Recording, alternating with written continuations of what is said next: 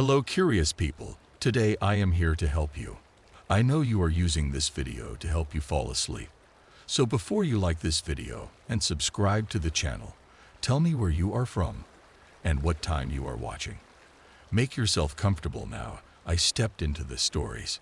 I'd only been living in my new apartment for a week when I found the note. It was folded and wedged behind the breaker panel in the hallway, a place I never would have looked if my lights hadn't gone out that night. The handwriting on the envelope was shaky and thin, and it was addressed simply to the new tenant, apt 4C. I should have tossed it, but I was still feeling out this new home, still unsettled by the shape of it, the odd angles of the walls, the musty scent that came and went with no pattern. The people next door, when I caught a glimpse of them, move as if uncertain how human bodies should work. And then there was the old woman I sometimes spotted by the mailboxes, muttering about the time coming round again. I wanted answers, so I sat on my dusty couch under the flickering emergency lamp and read. Dear tenant of 4C, I lived here before you. If you're reading this, I never came back for my things. Good. Don't search for me. Just know I'm sorry to leave you with this burden. But no one warned me, and I believe you deserve a chance. This building has rules. They're not posted anywhere official, but you'll understand why soon enough. Follow them carefully. If you don't, you'll regret it. We all do. Never acknowledge the knocking at your door if it happens after 2:17 a.m.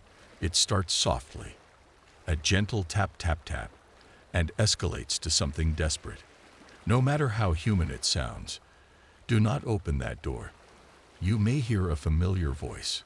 Ignore it. They want in. Don't let them in. If you take the elevator after midnight, don't look at your reflection in the metal doors. If you catch its eyes, it will smile. Do not smile back. Press your floor button without blinking and do not look up until the doors open again. If you look too soon, you might find yourself stepping out onto a hallway that doesn't belong to our building or this world. On the third Wednesday of each month, a man in a green jacket stands at the end of the hall near the fire escape. He will tip his hat at you and hold out his hand. Do not give him anything. No spare change. No greeting. Not even a glance. Lock yourself in your apartment. Turn the bathroom tap on full and hum a tune until you hear him leave. The humming helps. I don't know why. Hello curious people, today I am here to help you. I know you are using this video to help you fall asleep. So before you like this video and subscribe to the channel, tell me where you are from and what time you are watching. Make yourself comfortable now. I stepped into the stories. I'd only been living in my new apartment for a week when I found the note. It was folded and wedged behind the breaker panel in the hallway, a place I never would have looked if my lights hadn't gone out that night. The handwriting on the envelope was shaky and thin, and it was addressed simply to the new tenant, apt 4C. I should have tossed it, but I was still feeling out this new home, still unsettled by the shape of it, the odd angles of the walls, the musty scent that came and went with no pattern. The people next door, when I caught a glimpse of them, moved as if uncertain how human bodies should work. And then there was the old woman I sometimes spotted by the mailboxes, muttering about the time coming round again. I wanted answers, so I sat on my dusty couch under the flickering emergency lamp and read. Dear tenant of 4C, I lived here before you. If you're reading this, I never came back for my things. Good. Don't search for me. Just know I'm sorry to leave you with this burden. But no one warned me, and I believe you deserve a chance. This building has rules. They're not posted anywhere official, but you'll understand why soon enough. Follow them carefully. If you don't, you'll regret it. We all do. Never acknowledge the knocking at your door if it happens after 2:17 a.m. It starts softly, a gentle tap tap tap, and escalates to something desperate. No matter how human it sounds, do not open that door. You may hear a familiar voice. Ignore it. They want in. Don't let them in. If you take the elevator after midnight, don't look at your reflection in the metal doors. If you catch its eyes, it will smile.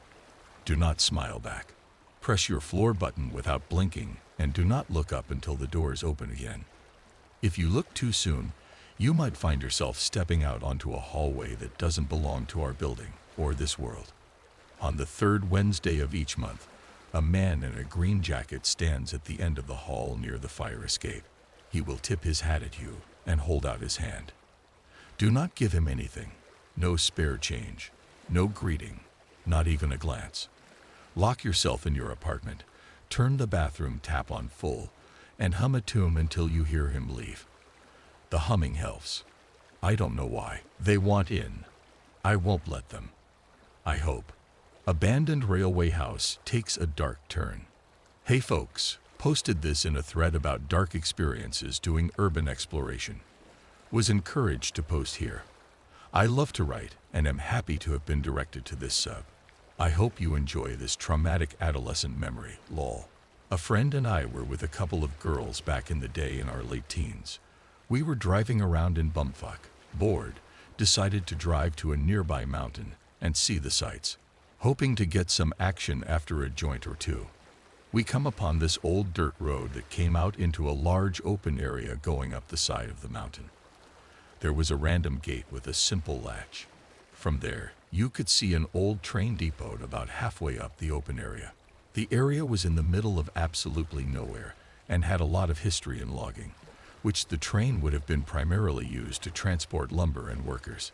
Depot may not have been the right word, as no trains were parked there, but it was a decent-sized building with a small booth out front that still had the rusted levers and mechanisms to switch tracks. So the girls start saying that we should go in and explore the main building, obviously teasing us to see if we'd chicken out, as it honestly looked pretty dilapidated and ominous. But in the spirit of teenage hormones and insecurity, we opened the gate and drove onward. After exploring the booth and the perimeter, we went in. At first, it was completely empty, nothing too crazy, but it was definitely eerie.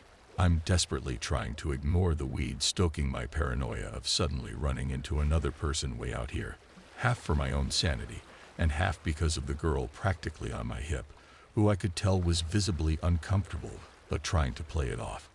Her friend was laughing and doing the whole boo shit out of rooms to the rest of us. We get to an area that was once probably a kitchen and see a door that we can only surmise is some kind of basement. We open it slowly. We never made it down. Up to pretty much the first 3 steps is just still water from years of mountain snowmelt. Maybe there were busted pipes that had run long enough before being shut off however many decades ago. I have no fucking clue. All I knew is that the water looked repulsive and smelled worse. The floorboards feeling somewhat soft suddenly made a lot more sense than just age. I'm immediately envisioning us falling through the floor of this shithole and getting dumped into a soup a century in the making. But in the hubris of youth, we kept going upstairs. It was just a long hallway with a window on the end and 2 doors on each side. The light from the window made the doorways seem like black holes, but that may have been the fact that my entire mind is just begging to get this over with and get the fuck out of here. But we hadn't found anywhere near the worst of it. The first 3 rooms are nothing but cobwebs and dust. But the 4th, 2 dirty mattresses that weren't new but too new for this place, side by side. Dark stains on them. No sheets. 2 backpacks, one that was just emptied of junk all over the floor. But on the mattress and off to the side were multiple pairs of women's panties with blood on them. What got me is there were different sizes. There were fresh food wrappers too. My gut fucking sank, and I genuinely began trembling. The other backpack had a more masculine look to it and had some clothes visible in the main compartment.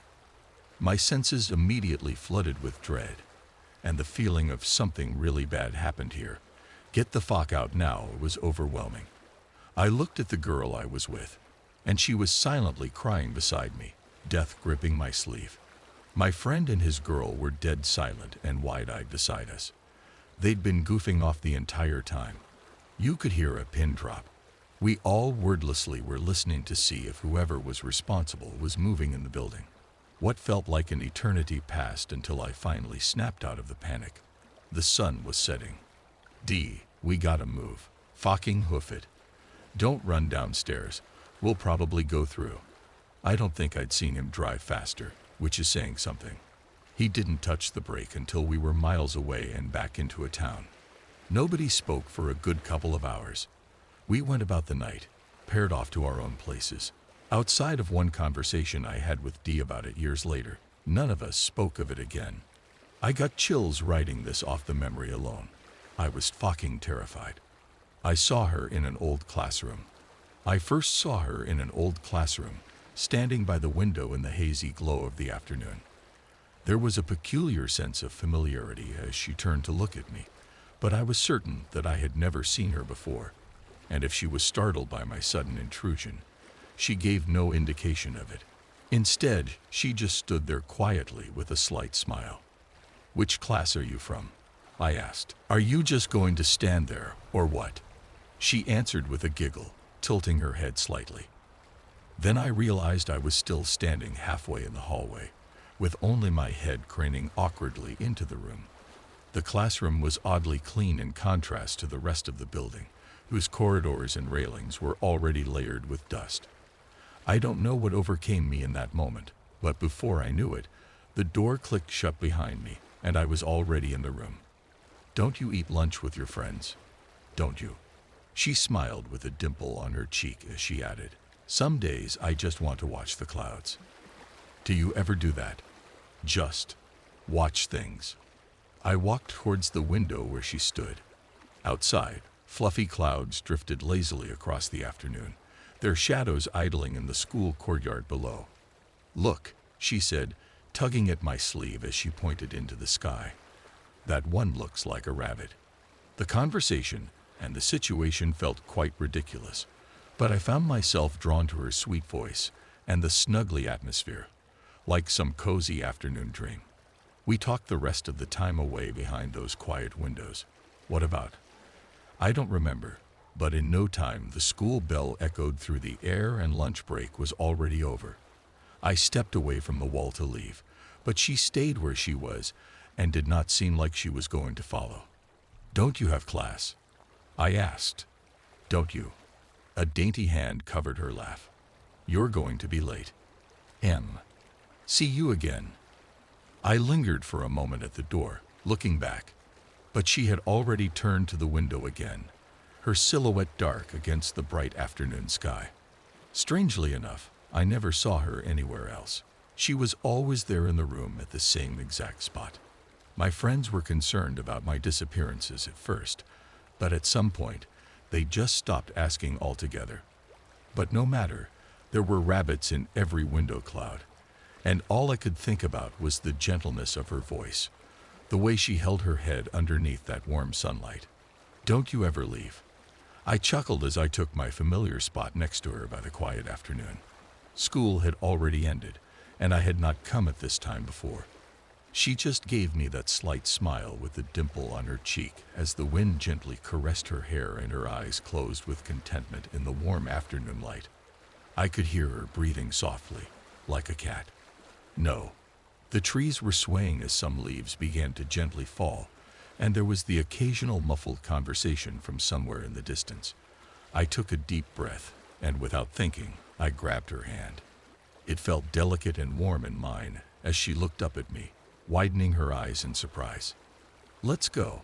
My heart pounded in my ears as I pulled her away from the window. Her fingers twitched slightly, but she did not let go as she followed my lead. "Yeah. Till you wait." Her footsteps were light against the spotless classroom floor. The afternoon light seemed to blur slightly as I ran towards the door with her behind me. I stepped through first, tugging her hand gently, and just for a moment, as I turned back to look at her, I saw her there in the doorway, hair soft in the fluttering light, face slightly flushed with that dimple on her cheek, and all I could think of, as the afternoon wrapped softly around her, was how beautiful she was in that moment. And then there was nothing, and I was all alone. The abandoned corridor stretched before me as a chilly gust crept quietly through the air, and all I saw was the cold evening light drifting amidst dust motes in an empty, long-forgotten classroom. Big game. As secluded as it gets is how I would describe where I found myself. I parked my Ranger next to the eastern fence line before making my way back to the main road, stealthily walking the rest of the way, over farmlands and through the dense bush that guarded the hidden entrance that had been sent to my GPS. I'd been here before, a lifetime ago. Right this way, sir. What we have here, I'm positive, is most definitely going to impress you, exclaimed Aiden, my guide, who had introduced himself 5 minutes earlier. He grinned as his head shook left to right, and back again. Our team is exceptionally thrilled to have you here. He was immaculately dressed in a three-piece suit and well-versed in talking with the wavering hands of an Eastern European car salesman. He made my skin crawl, and from what I knew about him, I was intimidated. This man was, and had been responsible for so much brutality, but he needn't try to sell to me. I knew the danger far before I'd signed the contract, and as much as I wanted to turn back, I welcomed it, along with everything that was to come. How did you like the videos we sent you? What we have here, it cannot be captured with words, wouldn't you agree? Aiden was very impressed with himself and his surroundings.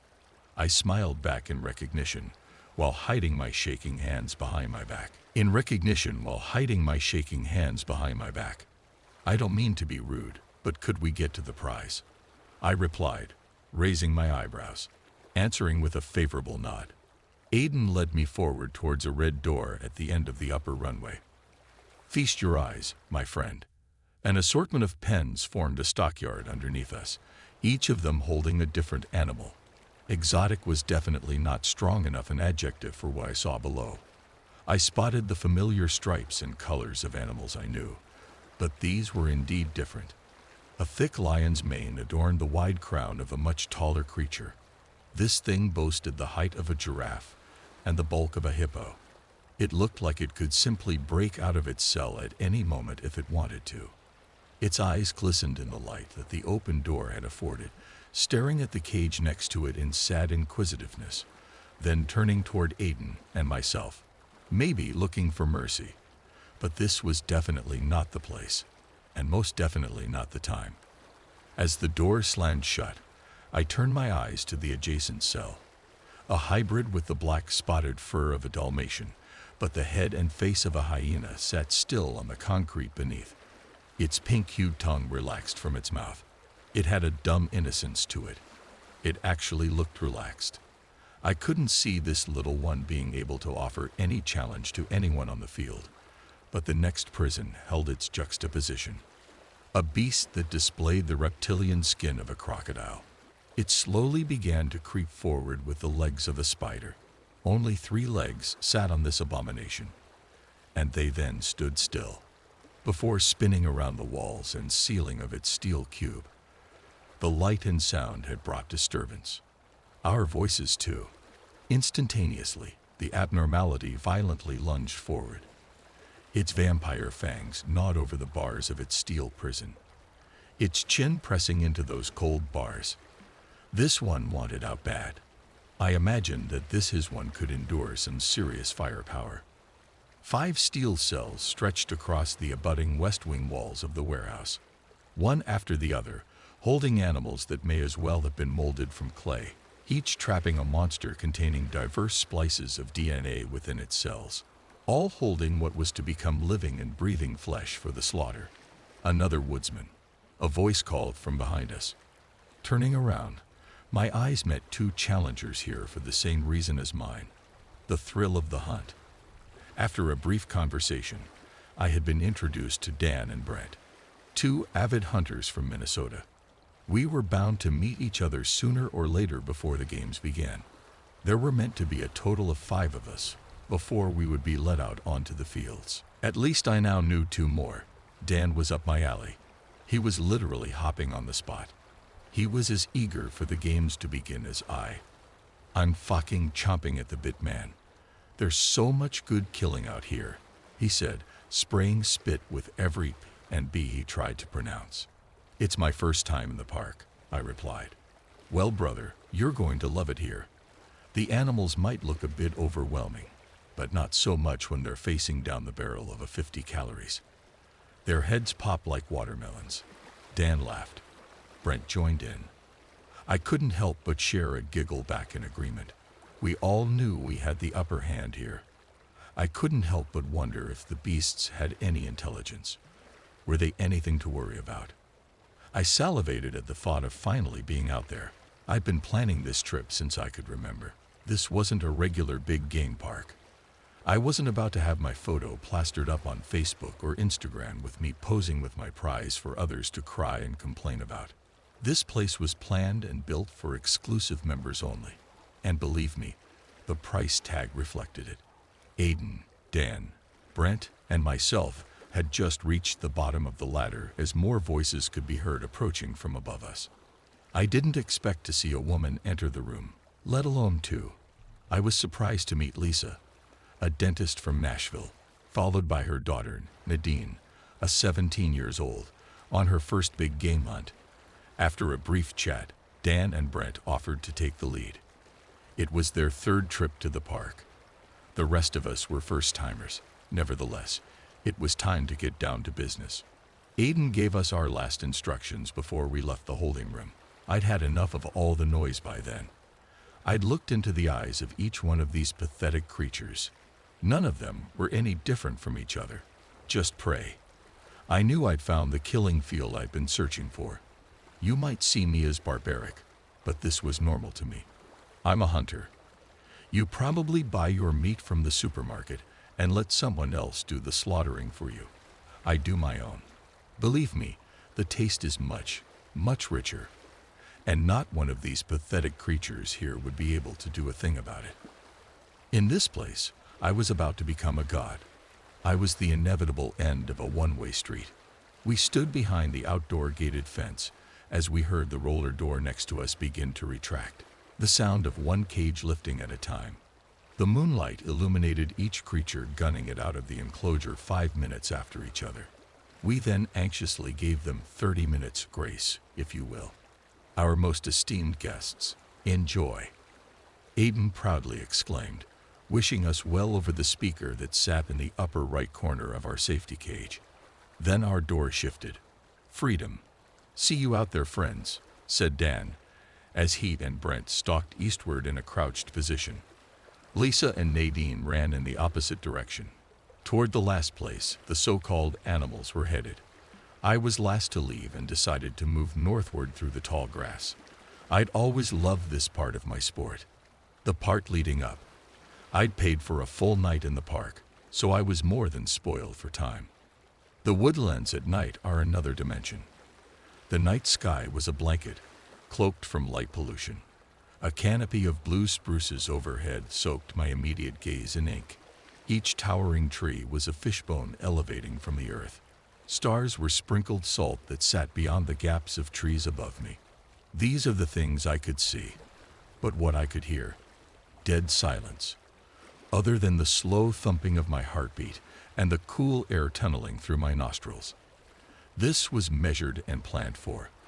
I had been practicing meditating to keep my heart rate down. I needed to blend in as much as possible. I didn't know what these apex predators were capable of. And I wasn't the one who was going to be caught.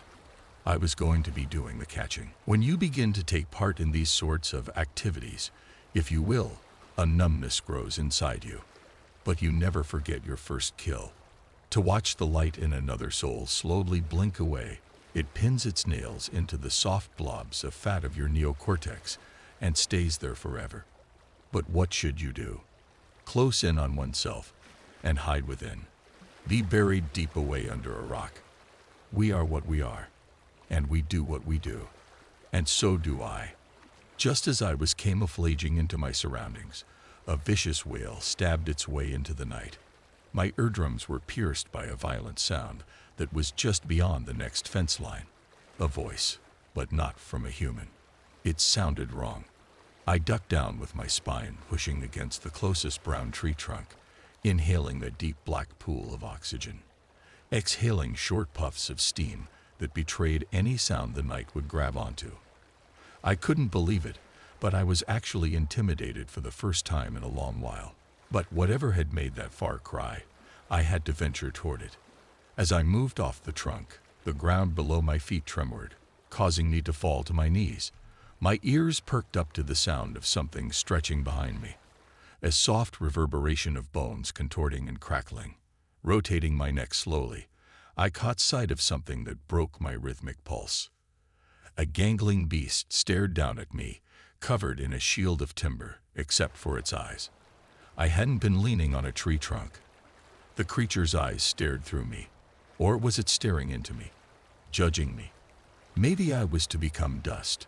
But as soon as I had discovered this beast, it turned and began to relocate elsewhere. Was it the inhuman voice that had just echoed into the night, or my presence that was driving it away? Either way, this game was not mine, and so I was solitary once more. I crept forward toward the area the sound came from. There didn't appear to be anything around until I spotted shaved bark all over the ground. But what confused me more was the familiar scent of store-bought bubble gum. What the hell was I about to find here? The lower half of a nearby tree almost only showed pale brown wood, devoid of any bark that once hugged its frame.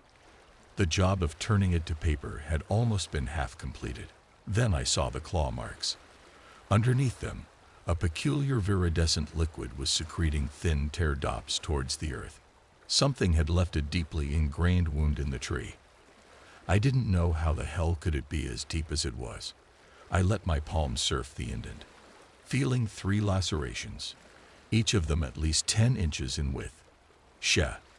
A voice called cut into the silence. Turning my weapon counterclockwise, I spotted Nadine, the daughter.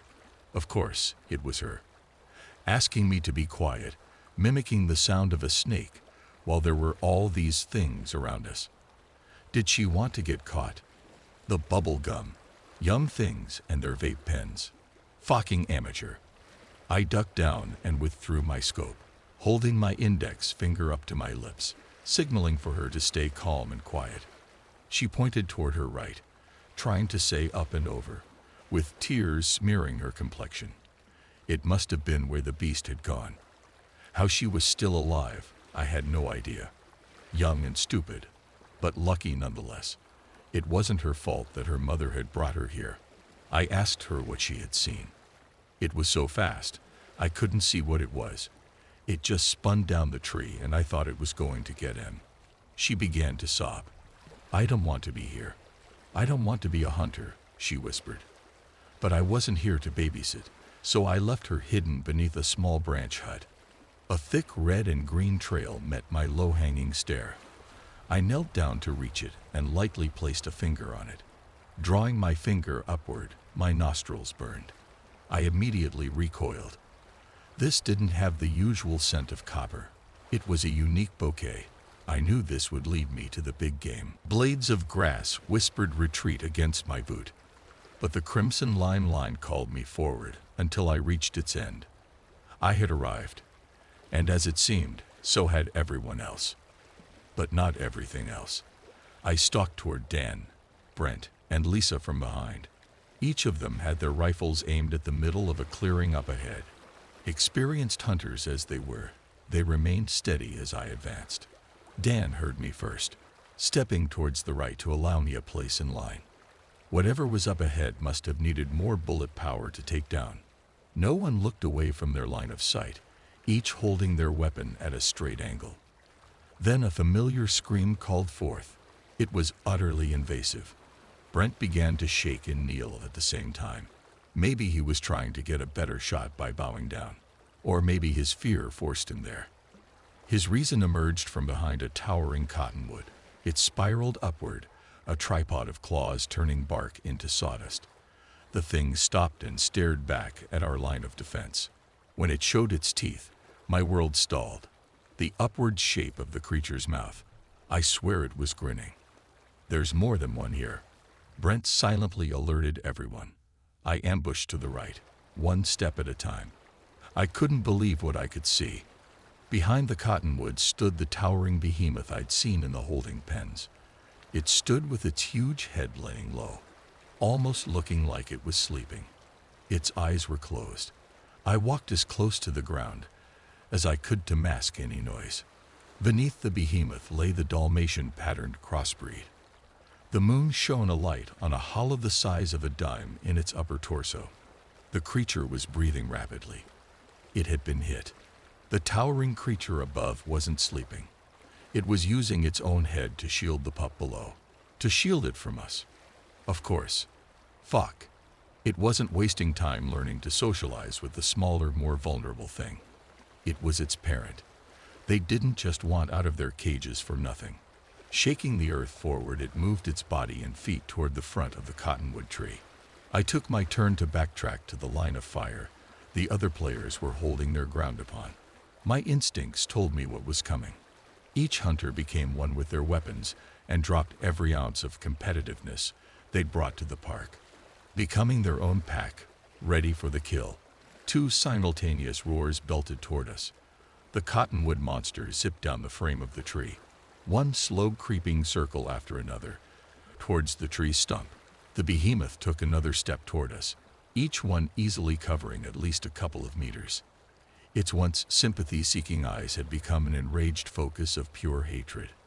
Both mates came together on the forest floor. Both brought brutal intentions toward the humans that stood in a line in front of them. These parents brought fury and death, and no timing could have been more perfect. Taking a few steps backward to mask the noise, I dropped my gun. Doing what I always did when I needed my other weapons, I closed my eyes and remembered my childhood. Everything that had happened to me. My knuckles cracked and stretched outwards. And from between each bone, my claws emerged. I moved forward, swiping outward with a rage I'd been holding inside my whole life. Each victim, like nothing, crumbled to the forest floor where they stood. Dead. Like I said before, not one of these pathetic creatures here would be able to do a thing about it. And Dan was right. Each head really did pop like a watermelon, including his. Lisa, Dan, and Brent each lay on the forest floor in front of me with their heads turned to baskets of red wool, puddles of bone, and missing tissue. And then the parents' eyes met mine once more, but this time, without malice. Did they peer back at me, glistening in the moonlight, in mutual understanding? The reptilian-skinned being relinquished its stare and crawled directly to the behemoth and the Dalmatian creature that was laying at its feet.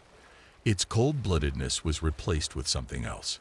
It dropped its head forward, nuzzling the smaller injured creature on the ground. As it did this, the behemoth did the same, meeting the once ferocious predator's crown. The Dalmatian spotted thing then stood up slowly. I lay my scope on it. Its wound suddenly began to change. The skin around its wound moved in toward itself. It was somehow healing. All three of them turned and peered at me. And like the gangling tree monster before it, they left. The eastern fence line was half a mile away. And so was Aiden. You probably buy your meat from the supermarket and let someone else do the slaughtering for you. I do my own. Believe me, the taste is much, much richer. The sleigh ride. It was finally Christmas Eve, that magical night when Santa came to give presents to good children around the world, and Timmy had been especially good this year, doing anything and everything possible to be an outstanding member of society. As he crawled under the covers, he excitedly yelled, "Good night, Mom and Dad," and shut his eyes tight, trying to force himself asleep. It took a while, but he finally dozed off with dreams of a new dirt bike. He was awakened by soft tugging on his shoulder. Could it be, he thought. Is it morning already? But as his eyes tried to focus, he realized it was still dark outside. Then the tugging started again. He rolled over and looked, and in a half-asleep stupor couldn't believe what he was seeing. It was old Street Nick himself. He saw the shock on Tim's face and reassured him in a cheerful voice. "Come with me, young Tim. I have a great surprise for you." Santa turned to the door, and Tim was right on his heels. He followed him through the house until they reached the fireplace. Santa then said in a voice so pleasant, "Take my hand, child, and don't be afraid. There is a tradition that I keep every year. The nicest kid I take for the night to help keep me awake on this long sleigh ride. And you, my boy, were the sweetest of all the children this year." With that being said, Timmy climbed right up in that seat beside the jolly old elf. It was amazing. From house to house they flew, and Santa and he were having a grand time laughing and talking. When Santa was done with a house, he would split the cookies and milk. Tim was having the time of his life when he looked up at Santa and exclaimed, "This is the best Christmas ever." Then he turned his voice down a notch, looking into those kind old eyes. "Thank you so much for this wonderful night ride." Santa leaned down. Tim thought to whisper in his ear, but instead bit a chunk out of his neck. As he wiggled, squirmed, and tried to scream, Santa smiled with gore on his chin, laughed a hearty laugh, and said to Tim, "Sugar-filled snack only keep me going for so long. Your body, though, will give me the ability to finish my night and spread Christmas cheer to every good boy and girl." Just as Tim's world started to fade to black, he heard the old elf one more time. My, I was right. You are a sweet boy. And don't think me a monster, but I need to feed on one child a year. That's how it has to be. So now you know of this little-known tradition. It doesn't matter anyway because none of you will listen. So I will leave you with this, you good girls and boys. One of you will be sacrificed for all the world to receive their toys. I was a chauvinist pig until I got porked. Now I'm happy. Misogyny is the attitude of the community I was raised in, where women have no rights and rarely speak. We kept them at home and slapped them whenever they disobeyed. It's just how things were done, where I come from. When I turned 18, I got my first phone, and I saw that the world outside hated us for how we treated women. In other countries, women not only walk around in broad daylight wearing whatever they want and freely speak their mind, but women also have the right to vote. It made me question everything, and from then on, I allowed my wife to speak. She then told me she wanted to go live in a different country. I've always secretly loved my wife very much, ever since she was young when she was betrothed to me. I showered her with affection, and I never got around to slapping her for anything. I did raise my hand in mourning whenever we had guests, so they would approve of how I kept her disciplined, but I never hit her. I didn't want to hit her, and if I ever did, it would have hurt me a lot more than her, because that's how much I loved her. When she died in childbirth, I vowed to make her wish a reality, and take our daughter and move to a different country.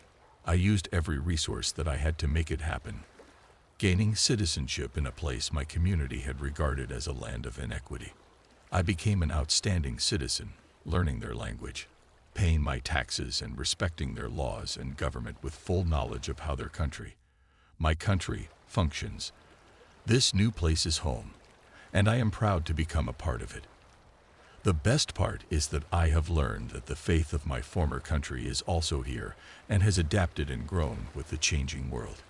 There is a deeper understanding, compassion, and wisdom that was kept suppressed back where we came from by militant fundamentalism and fear of those in power. Religion is just a path to God, and I have learned there are many religions, and each of them is alike in their quest for the betterment of humanity. And whether the image of humanity is perfect or imperfect, it is the bond with our Creator that is important. Enough about me, my family, and where I come from. None of this is new to an educated reader. I just wanted you to know who I am. The dark chapter of my life was discovering another religion, much older and more sinister than anything, making me question all that I had learned. In my citizenship classes, I met a very beautiful woman who looked remarkably like Mindy Kaling and whom I developed quite a crush on. I kept trying to talk to her, but she had a personal judgment of me and wasn't interested. I kept trying to speak to her, and one day she opened up to me, telling me she was dealing with a group of people who she had fled from, a cult, to be exact. I wanted to rescue her, hoping to prove myself to her, so I listened carefully. I soon became obsessed with playing detective, and it turns out it is something I am quite good at. I did my research, kept digging, and it was not long before I had found these people. I had already gone too far, but I had no idea how dangerous they were. The cult was matriarchal, and they worshipped a monstrous being they referred to as the Pale Sow of the Marsh, which had a name they spoke aloud in their secret rituals. I was disturbed, but I wasn't afraid. I had joined them as an initiate but learned from one of the older men in their cult that I was in grave danger. Soon enough, one of the women would choose me as her mate, and afterward, I would either be killed or castrated or worse. When I asked, "What is worse?" he said they would make me happy. I tried not to laugh, but he was grimly serious, and I realized he was not joking. I asked him what his fate was, still trying to find the humor, and I asked him, "Well, what was your fate? Did they castrate you or kill you?" He then made scissor snips in the air, his saturnine countenance spoiling my fun. I played the part of the good initiate, already having a good idea of how to deal with fanatic religious leaders who used sexism to maintain control.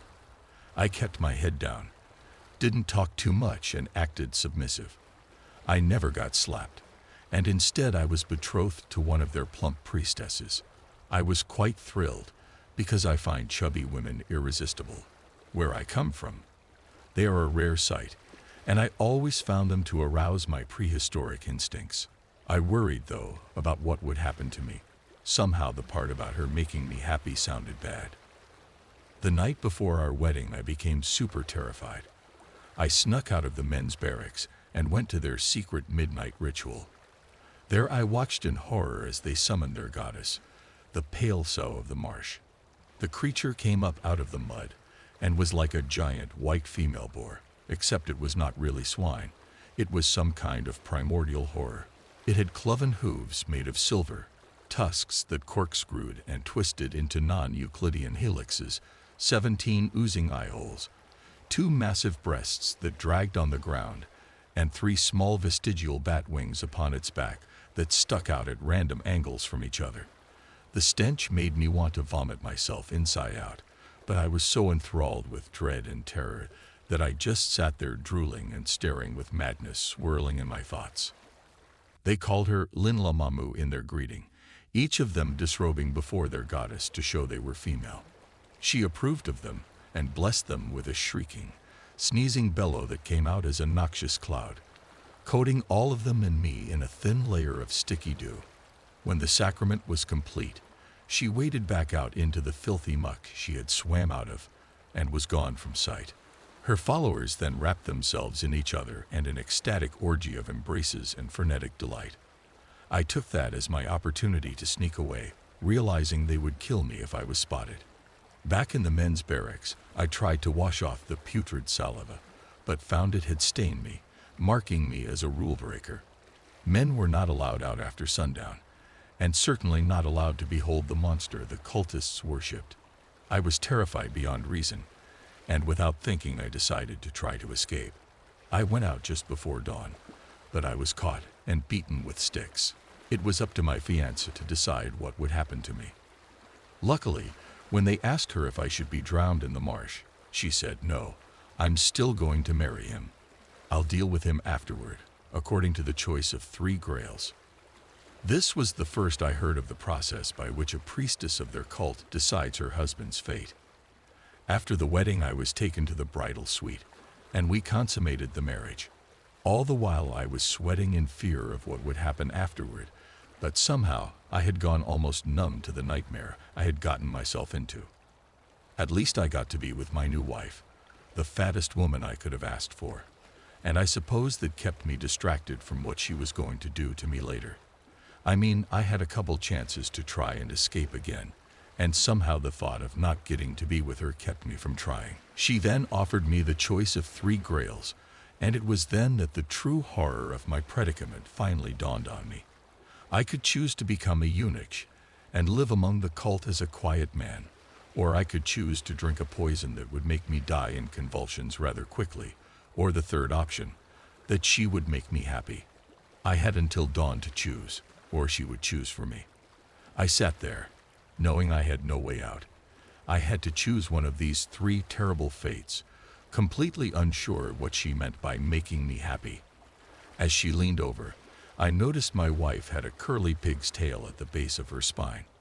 I realized I had seen this on all the women of the cult, but had somehow forgotten that detail until I saw it again, as it distracted me from my contemplation. I was so scared that when I finally said, "Make me happy," my voice squeaked in pinched dread. She then proceeded to show me what that meant. Later, when she was asleep, and just before sunrise, I was still grinning with delight from the experience.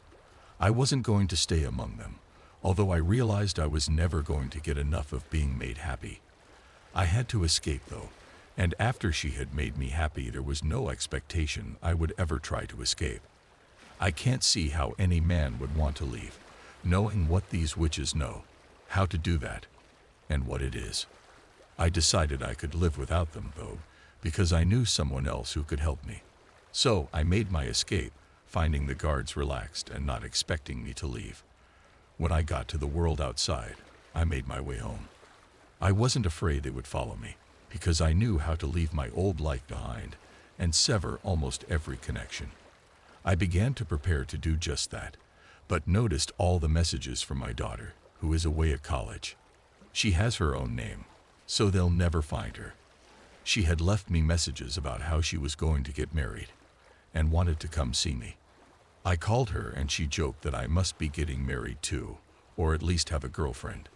I said that she was right, and that I would be coming to see her instead, and moving out to where she is. I then packed everything, took all my money, passport and citizenship papers with me, and left my home and my job behind. I believed the cult would never find me, for I left no forwarding address. There was just one more thing I needed. I called my friend who looks like Mindy Kaling and told her I had survived the cult. I told her I was moving away, leaving it all behind, and that I wanted her to come with me. She said she'd be waiting for me. When I got to her place, she was packed and ready to elope with me.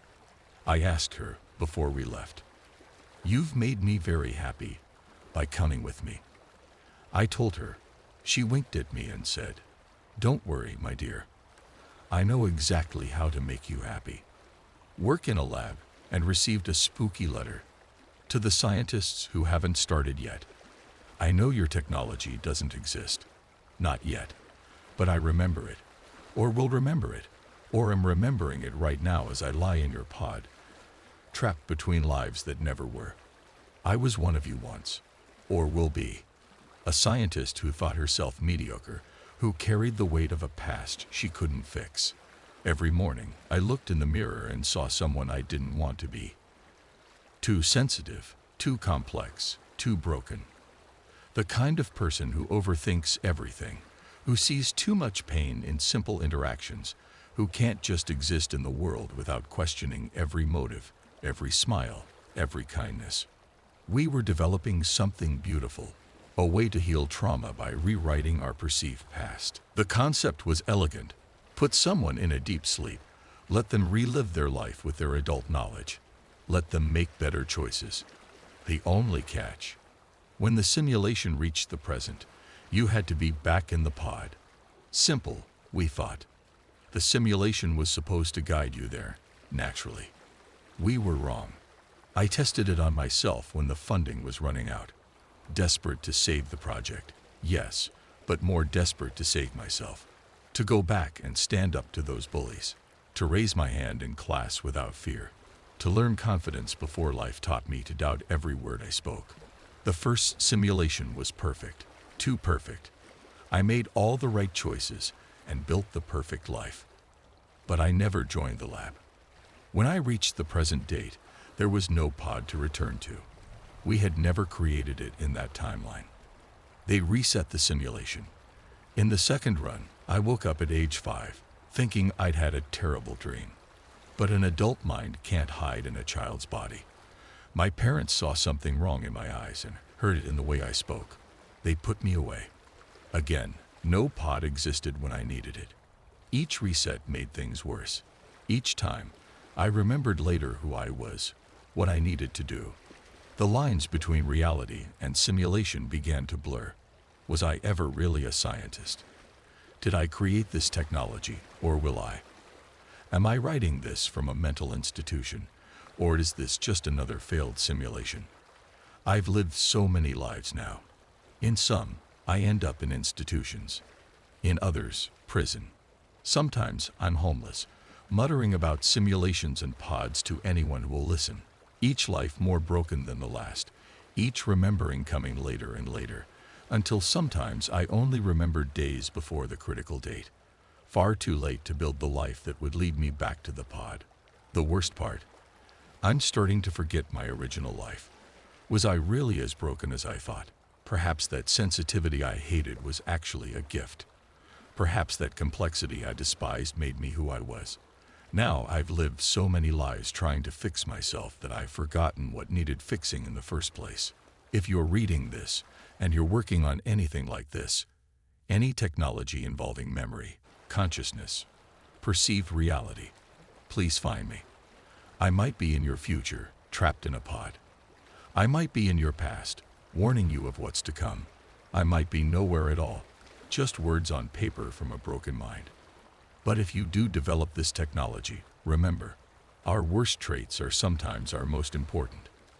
Don't let someone like me erase themselves trying to become someone else. Build in safeguards. Create a way back. Remember that sometimes the prison of who we are is safer than the freedom of who we could be. Yours sincerely, Jane. I'm a nurse at a rehab center. It's hell on earth. I've loved helping people my whole life. I'm sure after a few minutes of meeting me, you could have my personality nailed down almost instantly. When the time came to pick my career path, I was lucky enough to know exactly what I wanted to do. That was to work at Sombra Rehab Center. Anyone who lives in New England should know about Sombra and its owner, Constantine Sinclair. They're known as one of the most successful rehabs in the entire nation. With the opioid crisis in full swing, I felt like my calling was to be to help people who wanted to get clean. After 4 tough years of nursing school and a few rejections, I was hired to work at Sombra Rehab Center on my 3rd application attempt.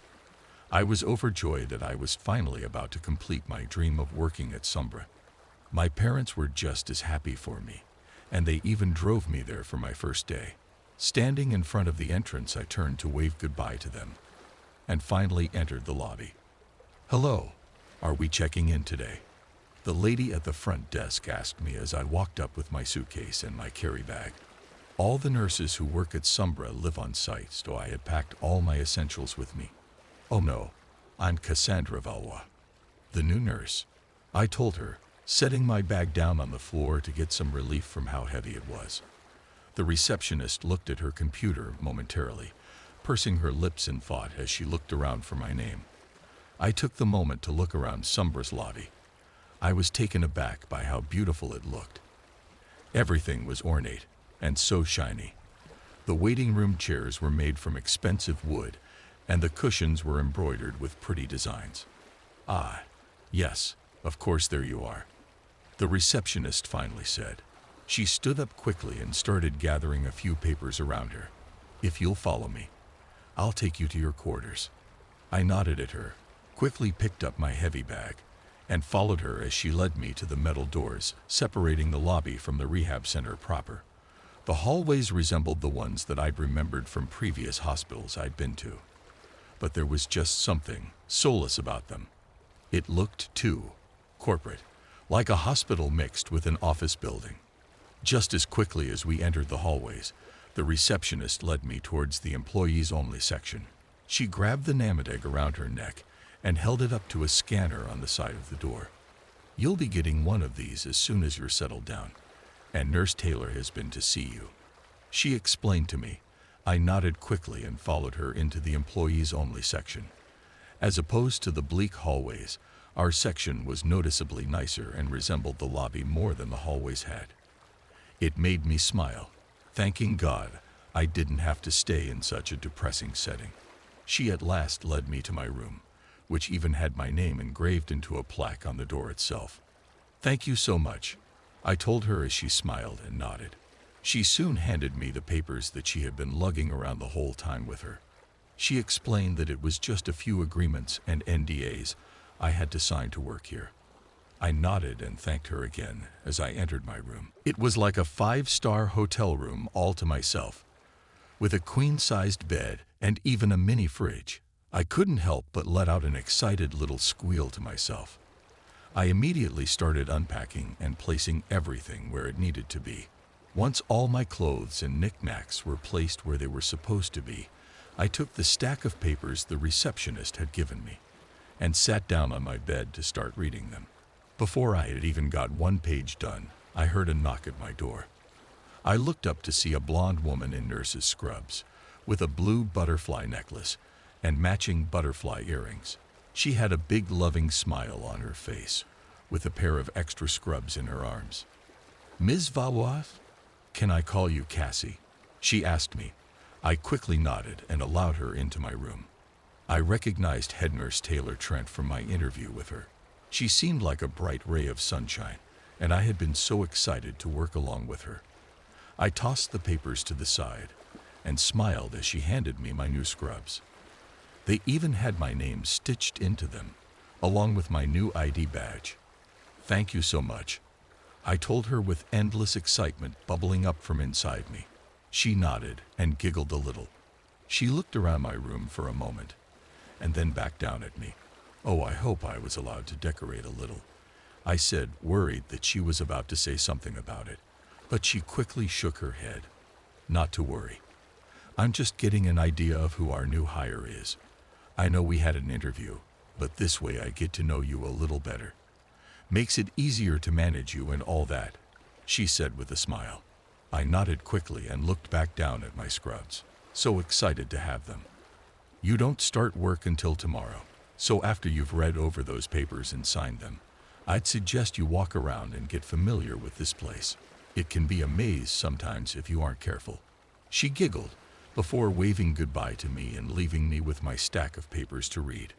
I tried my best to read through all of them, but they were filled with so much legal crap that it started to make my head hurt. And against my better judgment, I decided just to sign them all without a second thought. I set them aside to hand to Nurse Taylor when I started work tomorrow. As much as I wanted to wear my scrubs, it probably wasn't a good idea to wear them right out of the gate, since I didn't technically start working there until the next day. So I unclipped the ID badge from the scrubs and attached them to my regular clothes. I stepped out of my room and looked around the employees-only area. There was a break room in there, with several nurses talking over the coffee machine. They spared a glance over at me, probably wondering what I was doing, but after seeing the badge pinned to my chest, they waved hello to me and continued with their gossip. I looked around some more until I came to an off-limits area with a large wooden door with a gold nameplate nailed into it. In bright letters was the name Constantine Sinclair. I stared at the door for a moment and felt a strong shiver go up my spine, like some force was questioning what the hell I was doing there. I quickly went on my way to get away from the impending sense of doom. Once I had familiarized myself with the nurses' areas, I exited the employees-only section and walked out into the rehab proper. Along with the mountain of paperwork I had received, there was also a helpful map stuffed together with all of them. Nurse Taylor hadn't been kidding when she had said this place was a maze. I probably would have gotten lost immediately if I hadn't brought the map. Most of the hallways were filled with patients' rooms, and most of them were closed at this time. Judging by the time and the schedule I'd taken a look at, it must have been free time, but I expected to see more patients out and about. Following my map, I ended up in the recreational room, where I did manage to find some patients, though they were much less lively than I would have liked to see. Most of them were standing around, completely out of it. They were almost like zombies, and the few who weren't were close to being like that. The ones sitting down and doing puzzles and board games moved with such lethargy that I thought they were insomniacs who hadn't slept in months. They unsettled me badly, and just as quickly as I entered the rec room, I quickly exited. "Watch out!" someone shouted at me as I exited the rec room. I quickly jumped out of the way as I saw a patient running full speed down the hallway past me. Following him was an army of orderlies and nurses. "Todd, get back here this minute." Nurse Taylor's voice echoed throughout the hallway as she and her army of nurses and orderlies ran after the patient. As she passed me, she suddenly stopped and quickly examined me. "Oh, Cassie, I see you took my suggestion," she panted, pushing a lock of her blonde hair back behind her ear. "As you can see, we have quite the unruly patient." She sighed deeply, trying to catch her breath as the other members of staff chased after the escaping patient. "Shouldn't we put out an alert that a patient's on the loose?" I asked, standing awkwardly next to her as she caught her breath. Judging by her expression, she didn't think of this as that big of a deal. "Oh, no, of course not. Todd is pretty harmless. He's just quite difficult to deal with at times." She sighed in annoyance. She cleared her throat again and plastered a smile on her face. "But not to worry. I'm sure he'll be caught in no time. In the meantime, please keep walking around and keep becoming familiar with the layout of Sumbra." She patted me on the back and soon left at a brisk jog to catch up with the group chasing after Todd. I meanwhile kept trying to familiarize myself with the layout of Sumbra. I'm not ashamed to admit that I got lost almost immediately when I tried walking through Sumbra without the map I had brought with me. One area I did find in my frantic attempts to memorize the layout was the garden. It was in the middle of the giant Sombra complex and was a beautiful grassy area with trees and even a small veggie garden. I walked through the garden and sat on one of the benches to study the map again. After a few seconds of sitting there, I caught a whiff of cigarette smoke. Now, I'll be the first to admit that many nurses have a nicotine addiction. When you are as stressed out as we constantly are, most of us turn to unhealthy ways of dealing with it. So at first, I thought that it was just a nurse sneaking a smoke break, but when I looked behind me toward the source of the smoke, I noticed that it was coming from a bush behind me. I poked my head through the bush and came face to face with a patient smoking a cigarette. And to my surprise, it was Todd. I had barely seen him as he ran past me, but it had been enough to recognize him, casually smoking the cigarette right in front of me. "Sup?" he asked as he looked at me without a care in the world. "You're the new nurse I ran past, right?" He puffed out a noxious fume of smoke at me, which sent me into a coughing fit. "If you're gonna tackle me and beat the crap out of me, can I at least finish my cigarette first? Why would I do any of that to you?" I was offended that he would even think I could do that to him. He squinted his eyes at me as he took a drag from his cigarette, and then laughed at me. "It's far too early for this much noise." A tired, posh voice broke the enforced silence. All heads quickly turned down the hall towards the voice's source. To my shock and surprise, there was the owner of Sombra Rehab Center himself, Constantine Sinclair. The exhaustion in his eyes made Todd look well rested. It was then that I confirmed that the second drawing was indeed of Mr. Sinclair.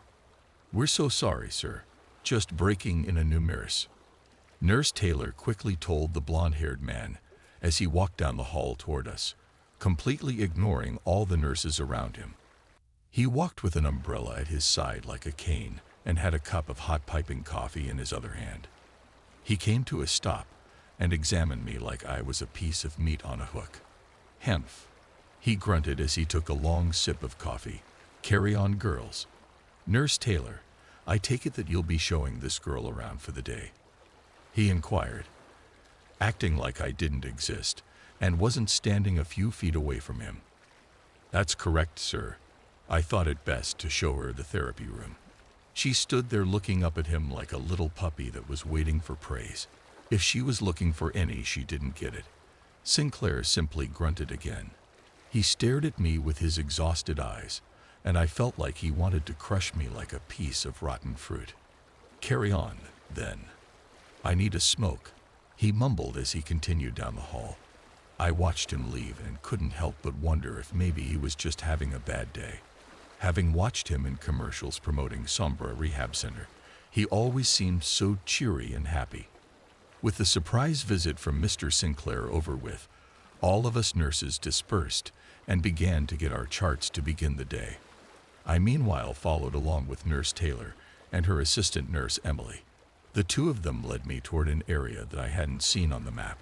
It wasn't even marked as an area at all on the map, and the only clue that it was a therapy room was the small little sign next to the two doors that led to it. I had thought that maybe it had been a storage room when I had originally passed by it. "So, Cassie, I assume that you read through all of the papers I gave you?" Nurse Taylor asked me as she came to a stop and swiped her Namatic against the scanner on the door.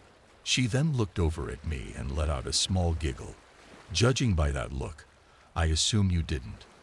A lot of it went completely over my head, I admitted as I followed the two nurses into the therapy room. As soon as the doors closed and locked behind me, I got a chill up my spine. Something didn't feel right. In fact, something felt horrible. They led me toward a table in the middle of the room, and I let out a gasp when I saw who was lying on the table. "Oh, nice. You're making the newbie to this to me," Todd asked with a dry chuckle. He was strapped down to the table, and despite his current circumstances, he didn't seem bothered at all. "Quiet, Todd," Taylor hissed as she walked over and slapped Todd across the face. I let out another gasp and quickly covered my mouth. Now, Todd here is one of our more difficult patients, and as such, he's in constant need of therapy. She walked around the table and toward a machine that was set up on the wall near the table. You can't do that," I told her feebly, still completely caught off guard by the slap. Emily came over to me and began pulling me toward the table. When I tried to pull away from her, she gripped my wrist tightly and yanked me right up to Todd. "You see, Cassie, here at Sombra, we do things a little differently," Taylor said with a smile as she flipped a few switches on the machine. It whirred to life and began to emit a low hum. "We follow the treatments that Mr. Sinclair tells us to give to the patients. Heavy sedation, strict diet, and of course, electroshock therapy." She held up two handles that had been connected to the machine. You can't do this. This is against our nursing oath. We promised to do no harm." I screamed at her. Taylor just continued to smile at me as she set the handles back down by the machine and pulled out the papers I had signed for her. "And yet you agreed to our terms." She flashed the papers at me. She flipped through them, and a sinister smile crept across her face. "The contractee agrees that in the event of her inability to complete her assigned roles, her life and the life of her family are forfeit." She giggled as she closed a stack of papers. "Do what?" I asked in disbelief. Suddenly, Nurse Emily placed the two wooden handles back into my hands. How had I missed that? What kind of place was this? Wasn't this Sombra Rehab Center? The greatest rehab center in the country. Now they were threatening me and my family if I didn't do as they said. "You don't listen to them. They kill you and your family," Todd explained, letting out a tired sigh. Nurse Taylor walked over and quickly shoved a mouthguard in his mouth and motioned me to come over to her. I didn't want to move, but my family was in danger. I took a few shaky steps over to her and joined her side by Todd's head. "Now, if you'd please administer the treatment, Nurse Cassandra," she asked me. I stared down at Todd, and he nodded at me with a small wink. I felt tears stream down my cheeks as I lowered the handles and placed them against his temples. I closed my eyes as I pressed down on the buttons of the handles. Todd tensed up and let out a scream from behind his mouthguard. I backed up quickly and tossed the handles to the floor, shaking my head and screaming. This wasn't what I wanted at all.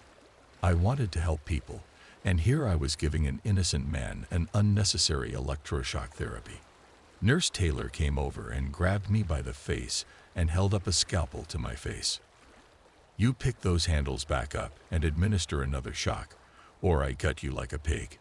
Your choice," she ordered me, placing the cold metal instrument on my cheek and starting to apply pressure. I let out a whimper and carefully nodded. She let go of my face and stepped back. I walked back over to the handles and picked them up.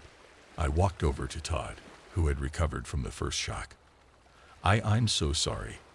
I whimpered again as I placed the handles back on his temples and pushed down on the buttons, giving him another shock. Tears streamed down my face as I stepped back from him, but I held on to the handles. Nurse Taylor nodded as she watched Todd squirm. "That's enough for today. Nurse Cassandra, please take Todd back to his room, please, and then meet us in the lobby," Nurse Taylor said as she and Emily walked towards the exit to the therapy room, leaving me alone with Todd. I apologized profusely to him as I unstrapped him from the table and helped him sit up. He was groggy and mildly incoherent, so I carefully led him to a nearby wheelchair and carefully placed him down on it. I sighed and started pushing him out of the therapy room and out into the hall. Just as I did so, I was confronted by two orderlies who were wrestling a patient down to the floor. "Let go of me," she screamed. Before I could even raise a voice to object to what they were doing to her, there was a sickening crunch as they slammed her down to the floor and pressed their boots down onto her shoulder blade. She screamed so loudly I thought her vocal cords were going to rip. The orderlies wordlessly stuck her with a needle and lifted her body up onto one of their shoulders and began to walk away with her, leaving me staring in shock and in tears. Welcome to Sombra Rehab."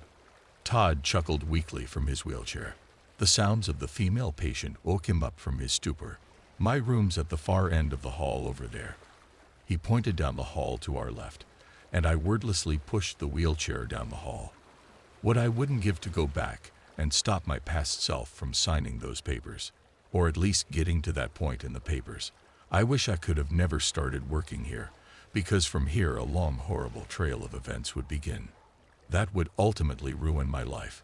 Stay tuned, and I might tell you all about it. My entire world had been turned upside down in the span of mere minutes.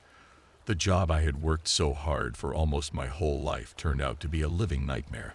I had been forced to torture a patient and had seen orderlies slam a patient to the ground and most likely break one of her bones.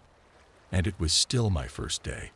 As I rolled Todd into his room, I was struck by how plain and depressing it looked. It looked more like a prison cell than a hospital room, as it should have looked. The only bit of individuality inside the room was a carving into the wall. Todd was here. I closed the door behind us. Once I had completely rolled Todd into the room, he sprang up from his chair and practically threw himself into his bed. "Home sweet home." "Thanks, Nurse Cassandra," he said with a chuckle as he shimmied around in bed. I stared at him a little dumbfounded over how he had so easily just left from the wheelchair after such a horrible procedure. He noticed my worry and waved his hand at me. "It's not too bad once you get used to it." I'm so sorry, Todd," I told him, gripping the handles of the wheelchair and trying to keep myself from crying in front of him. I looked back up from the chair and saw that he was sitting in bed and looking at me. "I know you didn't mean to do it, so don't sweat it, okay? This place is fucked up, and you're going to do and see some really bad shit. Just try not to forget who you are. And do your best to stick it to Nurse 4, he said with a tired smile. I finally got a good look at Todd and noticed just how malnourished he was. "Are you eating properly?" I asked him, pushing his wheelchair to the side and quickly pulling my stethoscope out. This caught him off guard, and he quickly started backing up in his bed, but I caught up to him before he could get too far away. I quickly began to listen to his heart and his lungs. I try not to eat the food. They know I don't take my meds, so they try to sneak it into the food, he explained. Despite how he looked, his heart and lungs sounded just fine. I wish I could have done a more thorough check, but I did have limited means to test on him. "What kind of meds?" I asked, taking my stethoscope off and softly patting it into my palm, my nurse mode completely activated. "I wish I knew, but it turned you into one of those zombie patients, and I enjoy my personality, so I try not to take them if I can help it," Todd explained, which got me even more worried about just what type of hell I had sold my soul to. "I have to get back to Nurse Taylor," I told him as I looked over Todd again. "Don't get yourself killed, please." Those words came out of my mouth without me even thinking twice. Todd was the first person I had met at Sombra that felt like an actual person. He seemed just as caught off guard as I had been. "Hasn't happened yet, but I promise." He held up his pinky to me. I couldn't help but let out a little giggle and wrapped mine around his. I took his wheelchair with me and began to make my way back towards the lobby, only getting lost once, which I counted as a win for myself. "Ah, there you are, Nurse Cassandra. I was beginning to think something had happened to you." Nurse Taylor was waiting for me in the lobby with Nurse Emily and the receptionist lady I had met on my first day here. Todd is safely in his room, she asked as she motioned for Emily to take the chair from me. Yes, ma'am. No issues to report. I sounded like a robot, but it was the only way I could stop myself from becoming too emotional over my current situation. My new tone seemed to make Nurse Taylor absolutely ecstatic. Wonderful. She clapped her hands together giddily. Now, if you'd follow me, you're going to help me administer medication to a few patients. This way you'll get an idea of how to do it. She turned on her heels and motioned for me to follow after her. I let out a sigh and then followed after her, leaving Emily and the receptionist alone in the lobby. My entire world had been turned upside down in the span of mere minutes. The job I had worked so hard for almost my whole life turned out to be a living nightmare. I had been forced to torture a patient and had seen orderlies slam a patient to the ground and most likely break one of her bones. And it was still my first day. As I rolled Todd into his room, I was struck by how plain and depressing it looked. It looked more like a prison cell than a hospital room, as it should have looked. The only bit of individuality inside the room was a carving into the wall. Todd was here. I closed the door behind us. Once I had completely rolled Todd into the room, he sprang up from his chair and practically threw himself into his bed. Home sweet home. Thanks, Nurse Cassandra, he said with a chuckle as he shimmied around in bed. I stared at him a little dumbfounded over how he had so easily just left from the wheelchair after such a horrible procedure. He noticed my worry and waved his hand at me. It's not too bad once you get used to it. I'm so sorry, Todd, I told him, gripping the handles of the wheelchair and trying to keep myself from crying in front of him. I looked back up from the chair and saw that he was sitting in bed and looking at me.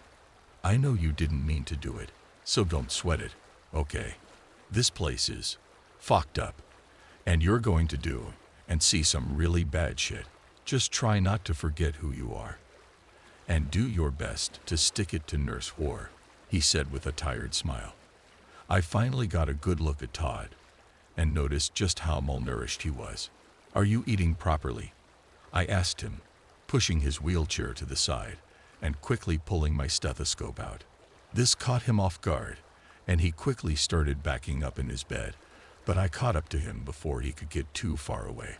I quickly began to listen to his heart and his lungs. I try not to eat the food. They know I don't take my meds, so they try to sneak it into the food, he explained. Despite how he looked, his heart and lungs sounded just fine. I wish I could have done a more thorough check, but I did have limited means to test on him. What kind of meds? I asked, taking my stethoscope off and softly patting it into my palm, my nurse mode completely activated. I wish I knew, but it turns you into one of those zombie patients, and I enjoy my personality, so I try not to take them if I can help it, Todd explained, which got me even more worried about just what type of hell I had sold my soul to. I have to get back to Nurse Taylor, I told him as I looked over Todd again. Don't get yourself killed, please. Those words came out of my mouth without me even thinking twice. Todd was the first person I had met at Slumber that felt like an actual person. He seemed just as caught off guard as I had been. Hasn't happened yet, but I promise. He held up his pinky to me. I couldn't help but let out a little giggle and wrapped mine around his. I took his wheelchair with me and began to make my way back towards the lobby, only getting lost once, which I counted as a win for myself. Ah, there you are, Nurse Cassandra. I was beginning to think something had happened to you. Nurse Taylor was waiting for me in the lobby with Nurse Emily and the receptionist lady I had met on my first day here. Todd is safely in his room, she asked as she motioned for Emily to take the chair from me. Yes, Mom. No issues to report. I sounded like a robot, but it was the only way I could stop myself from becoming too emotional over my current situation. My new tone seemed to make Nurse Taylor absolutely ecstatic. Wonderful. She clapped her hands together giddily. Now, if you'd follow me, You're going to help me administer medication to a few patients. This way you'll get an idea of how to do it." She turned on her heels and motioned for me to follow after her. I let out a sigh and followed after her, leaving Emily and the receptionist alone in the lobby. "Yes, sir. I was just showing our new nurse here how to correctly deal with our patients." Nurse Taylor's demeanor had shifted again. Now she seemed like a desperate housewife who had an abusive husband. I was also educating her about our addicts and such, she said with a forced chuckle, grabbing my arm and pulling me over to her. Sinclair grunted, clearly not giving a shit about what she was saying. He took a long sip of his coffee as he stared down at me and Taylor. As I stared at him, I could have sworn that from inside his umbrella I could see two white eyes staring back at me from the void. "Whatever, just make sure she knows her place." He walked past us without another word. Taylor let out a long sigh, like she had been holding her breath the entire time that Sinclair had been standing there in front of us. "Goodness me, he's in such a good mood today," she said, her face turning red as she watched him walk away. I didn't think that was the case. He looked like he'd been in an absolute shit mood. "That's all for today, Cassandra. I want you to take everything I've taught you to heart. You'll be given more responsibilities tomorrow, understand?" she asked after she had regained her composure. I wanted to say something back to her, but I figured it would be better to just keep quiet. I was left alone and decided to go back to my room. I had come back to the employees-only section and had scanned my card to open the door when one of the nurses suddenly bumped into me and started running away down the hallway. Before I could process that, 4 other nurses quickly chased after her. "Duty, what's happening?" I asked one of the nurses inside as I closed the door behind me. She looked at me and looked like she was processing what I had just asked her. "Oh," she cracked. Couldn't take it anymore. Shane, really. I liked her. She shrugged as she looked back down at her clipboard. "What's going to happen to her?" I asked. The clipboard nurse looked at me puzzled, and then, after staring at me for a second, she nodded. "You're new. Well, she's probably going to Mr. Sinclair's office. Point of advice, sweetie. You don't want to be sent there." She tucked her clipboard under her arm and walked away, leaving me more terrified than I'd been before I walked in. I quickly ran past other nurses and ran to my room, quickly slamming the door behind me and feeling a panic attack coming on. As I slammed my back against my door and slid down to the floor, I noticed that another sticky note had been left on my mirror. I stood up and quickly ran over to the mirror and snatched up the note. To my surprise, it was a doodle of me and who I assumed was Todd, together with a heart around us. I was so caught off guard that I let out a snort and giggled to myself as I felt a few tears fall from my cheek. I was sure that Todd was behind this, though I had no idea how he'd managed to sneak into the employees-only section and then into my room. I took the little doodle and stuck it back on my mirror with the others. After I took a few minutes to compose myself, I decided to go visit Todd. He was the first person I had met at Slumber that felt like an actual person. He seemed just so easy to talk to. I walked out of the employees-only section and out into the hallways. As I walked down them and toward Todd's room, I had to walk past several husks, and I did my best to check on them and make sure that they were okay. Most of them were unresponsive to my questions and only seemed to react when I poked and prodded at them. A few of them had serious injuries, and I did my best to bandage them with the few band-aids and pieces of gauze I had in my pockets. After treating the last husk I came across, I walked over to Todd's room and opened the door. I was surprised to find him holding a chair over his head, like he was about to smash me over the head with it. "Oh shit, it's you," he said in surprise, quickly setting the chair back down and letting out an exasperated laugh.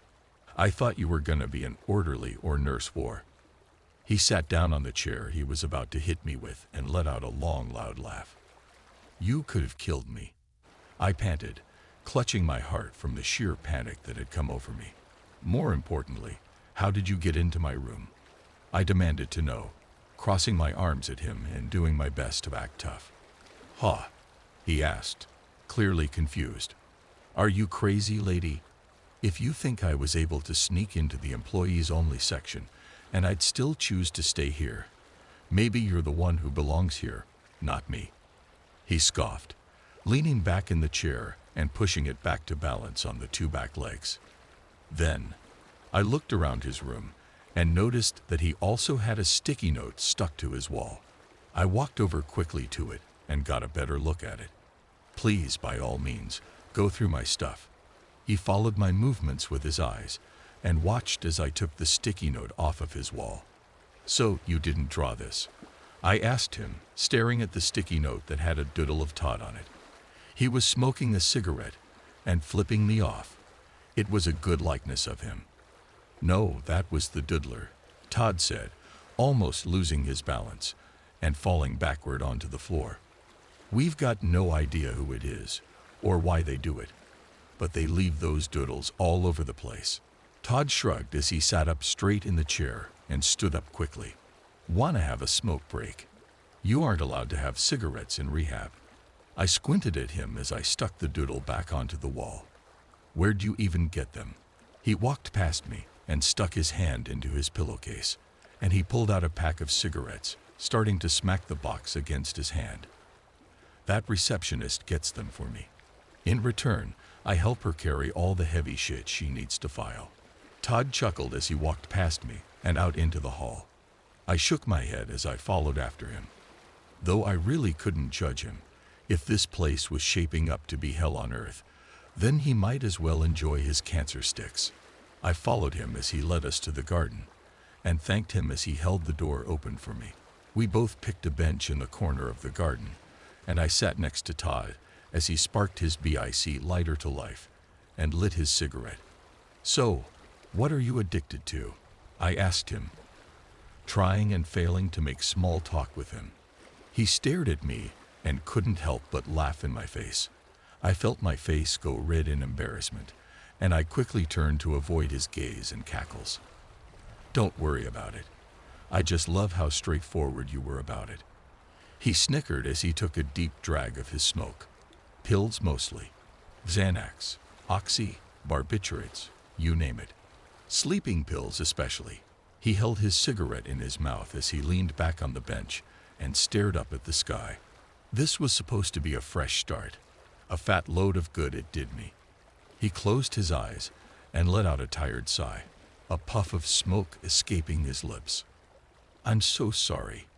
I reached over and took his hand into mine. I came here wanting to help people. It's always been my life's passion. And now look where it's gotten me. I found myself squeezing his hand subconsciously. I can't help anyone here. They won't let me help anyone. I noticed that I had been squeezing his hand and I quickly let it go. I don't mean to sound like a dick, but do I have to call you Cassandra?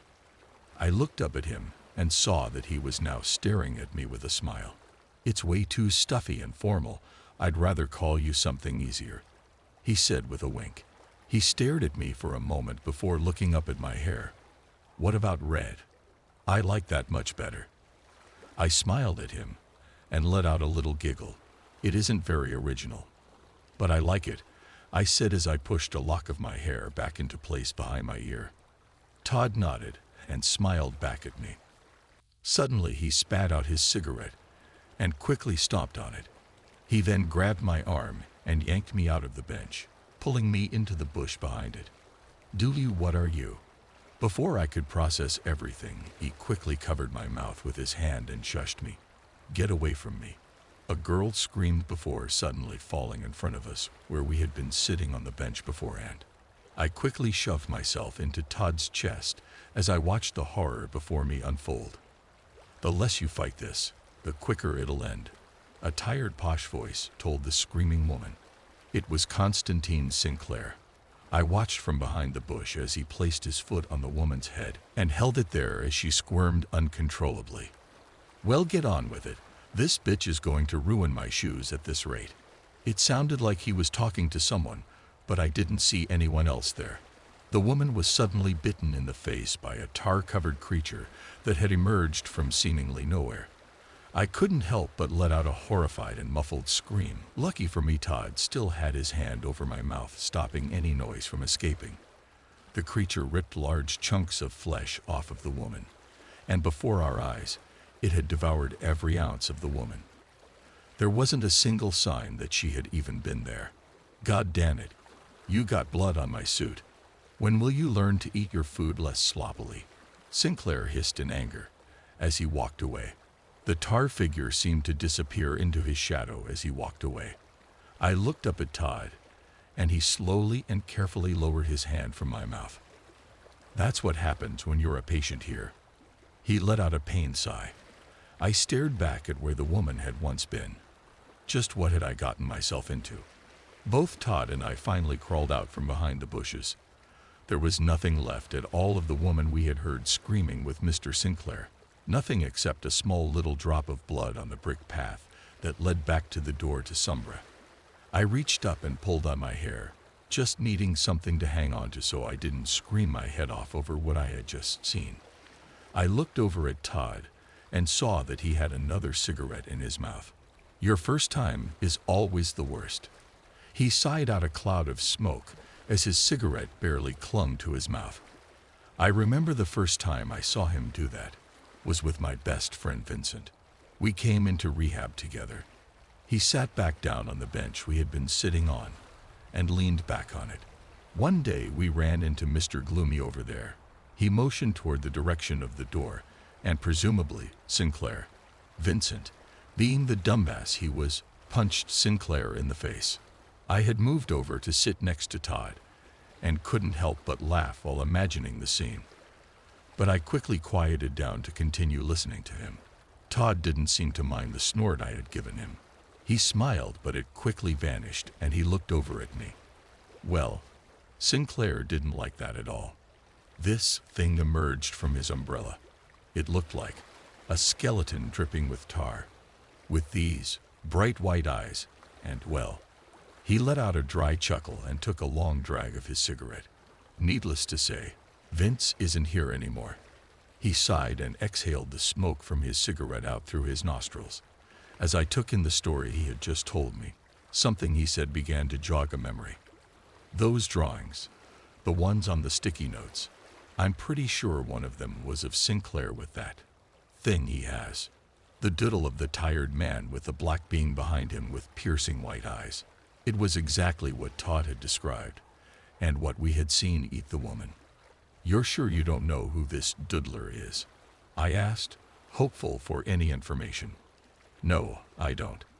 I barely get any drawings from them. I know a couple of patients who get a lot. Some are cute and sweet. Others are fucking terrifying. I think it depends on who you are or what your situation is, I guess. Todd shrugged, finishing off his cigarette, dropping it to the floor, and crushing it with his foot. I looked at Todd, and my concern quickly grew for him. He was the first person I'd met in this hell that I could get along with. None of the nurses seemed keen to know me, and almost every patient I'd met besides Todd had been lifeless husks.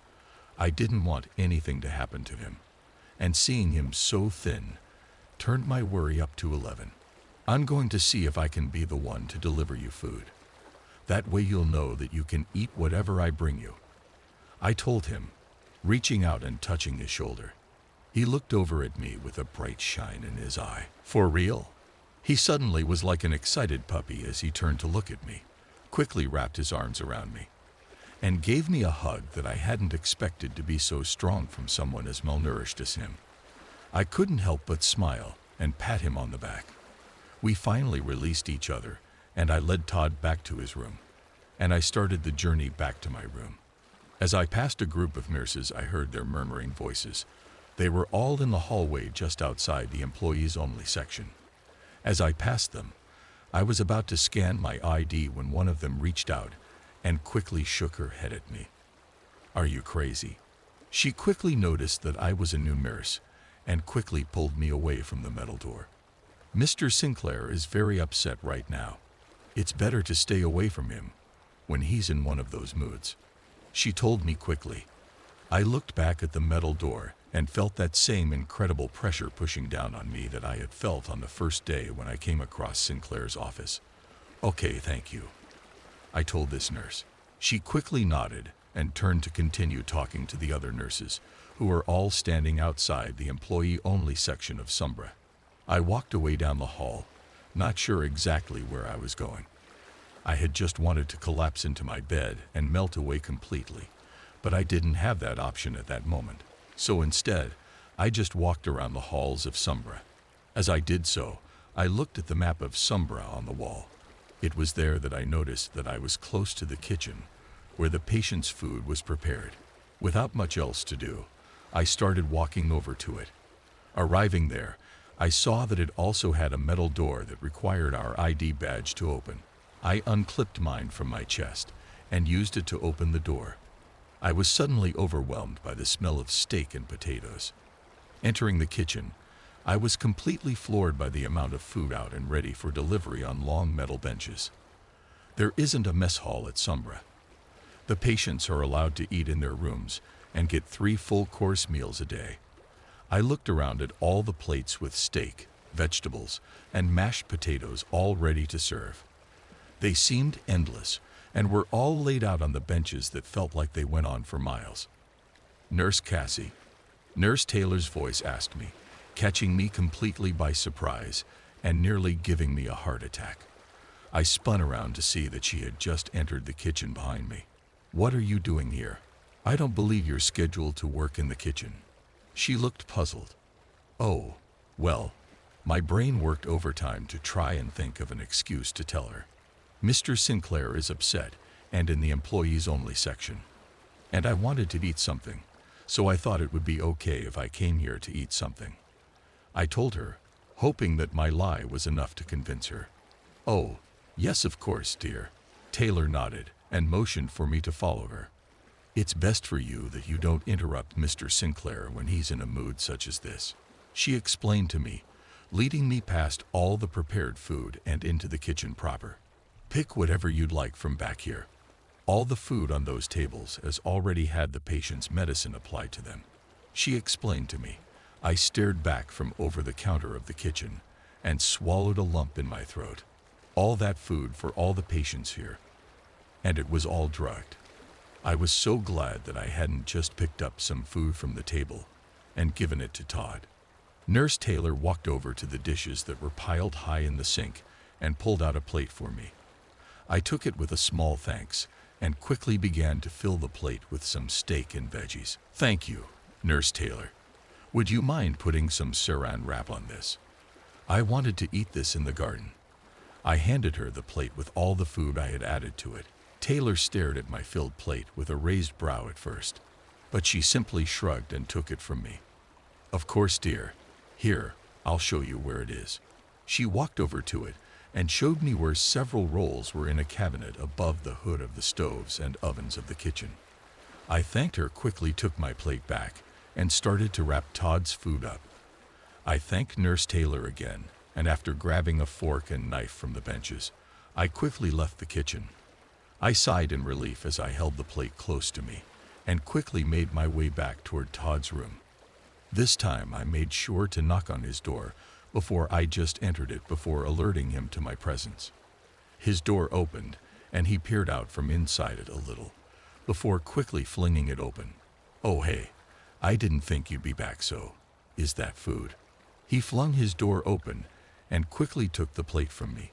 He scurried over to his bed like some sort of creature, and I couldn't help but let out a little giggle as I watched him rip into the plate of food, struggling slightly with the saran wrap.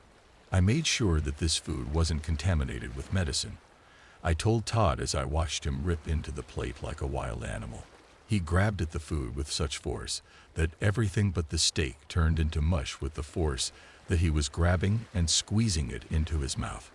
"You're the best, Red," he mumbled through mouthfuls of food.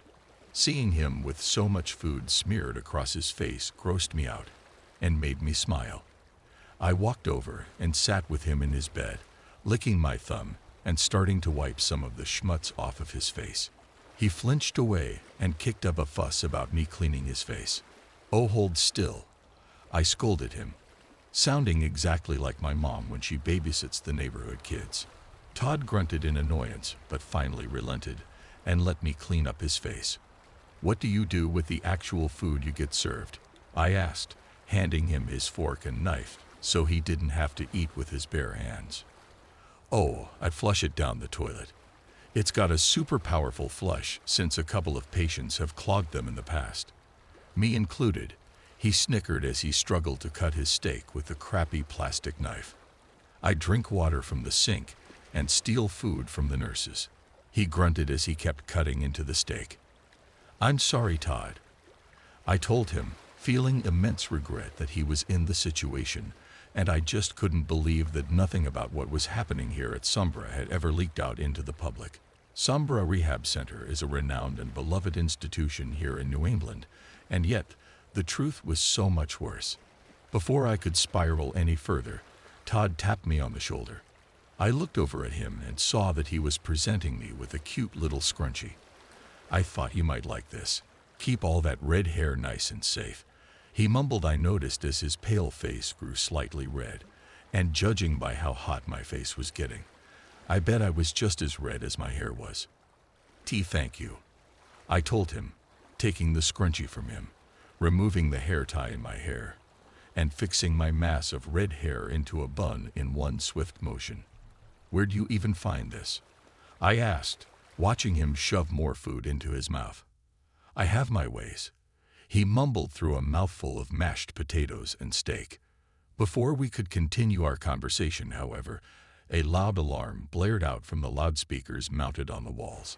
I quickly covered my ears at the high-pitched scream they were emitting. "All nurses!"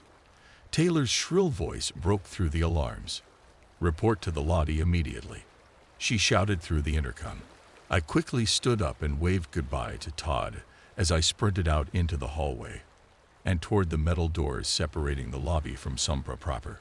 Quickly swiping my ID card and opening the metal doors, I was met with an army of nurses all standing at attention. I quickly shoved my way amongst them and followed their leads. "Thank you all for assembling," Taylor told all of us as she stood up on the receptionist's desk to be able to see above all of us. I couldn't help but feel out of place amongst all these nurses. Every one of them had a look of unquestioning dedication and almost looked like they were part of a military unit or something. I felt immediately out of place amongst all of them. "I called you all here because Mr. Sinclair has a very important message for us." Taylor clapped her hands together like she was a preschool teacher announcing to her class that it was time for recess. The other nurses all joined her in clapping for Sinclair as he climbed up onto the receptionist's desk. Nurse Taylor quickly scurried away as he did this and joined the rest of the nurses in clapping for Sinclair as he pulled his suit jacket down and straightened it back out. He held up his hand to stop the nurses from clapping, and they soon quickly all stopped. I thought that making all of you nurses would give you women the opportunity to do something useful to society, and yet you have all disappointed me. Sinclair's voice was dripped with nothing but venom. I couldn't help myself from getting upset over his words, and he'd only just begun to speak. In the past month, patient suicides have risen by almost 30%.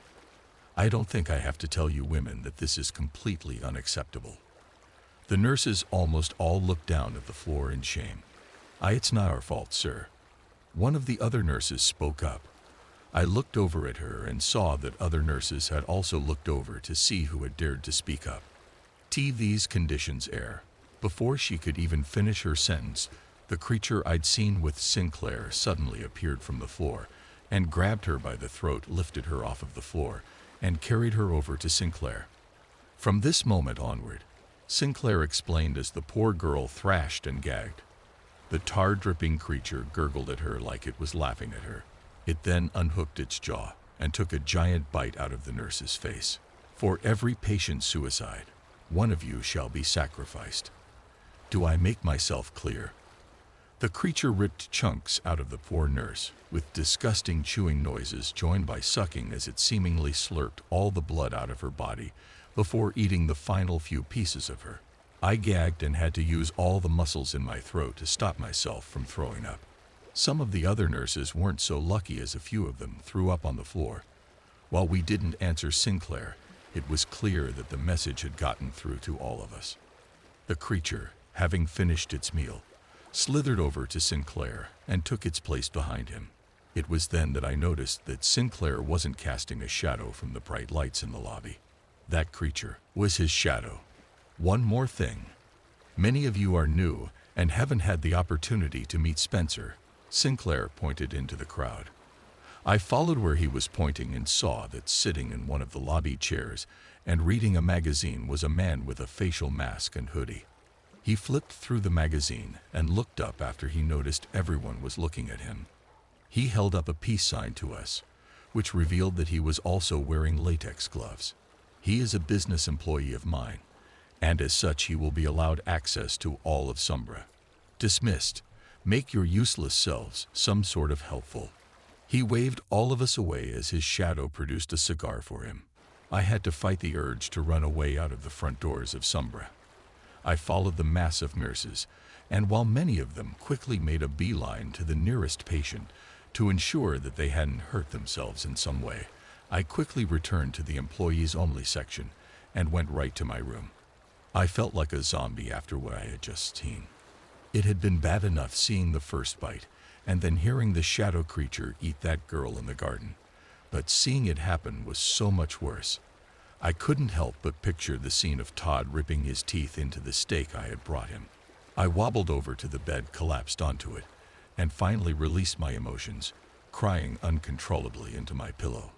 I hadn't even bothered to take off my glasses. Everything in Sumbra had been a lie. This wasn't a rehab center. It was, and is hell on earth. Looking up from my snot-filled pillow, I was suddenly met with another sticky note drawing. Sniffling and reaching out for it, I took my glasses off and quickly wiped the tears off of them.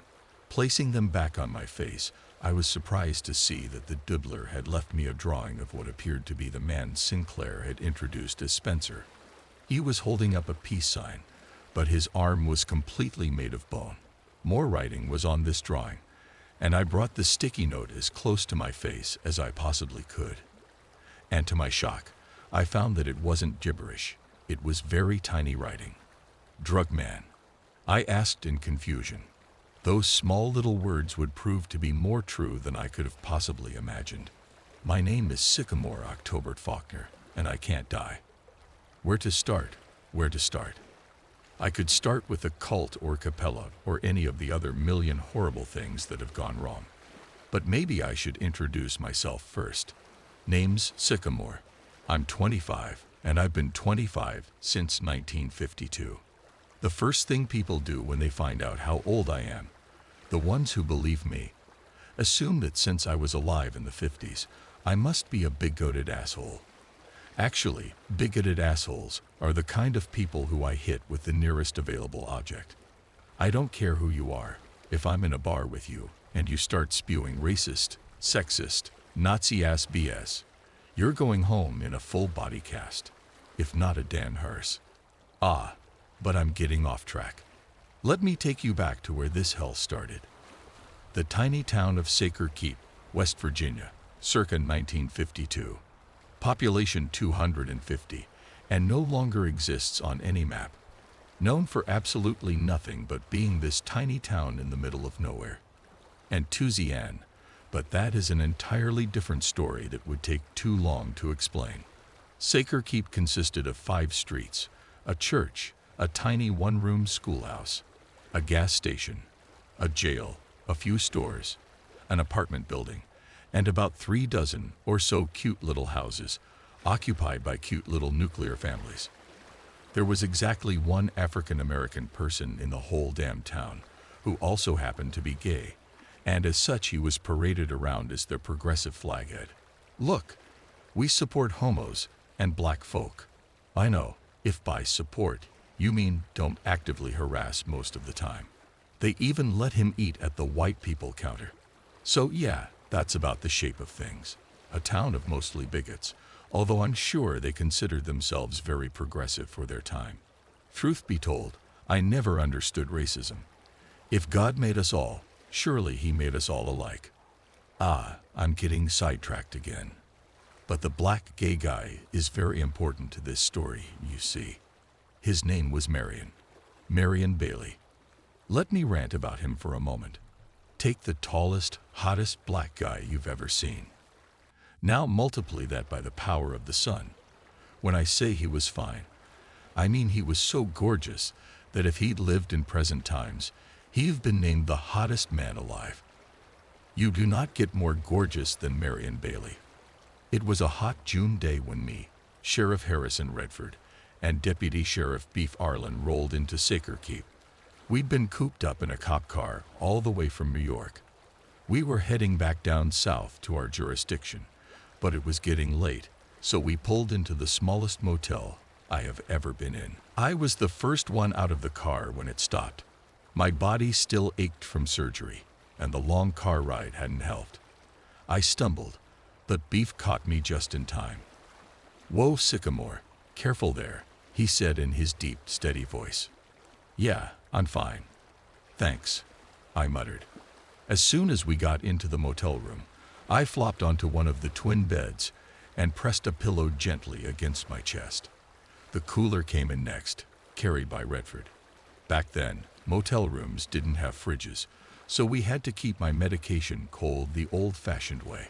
Is my chest supposed to feel like I've been run over forever, or just until I pass out? I grumbled. Redford chuckled and lit a cigarette. Doc said the pain should ease up in a couple of weeks. Weeks? Feels like he's guessing. I shot back, exasperated. Beef switched on the TV and plopped into the armchair. "Yeah, well, he didn't seem too sharp, considering he missed some of your, creative paperwork," he said with a smirk. Redford raised an eyebrow.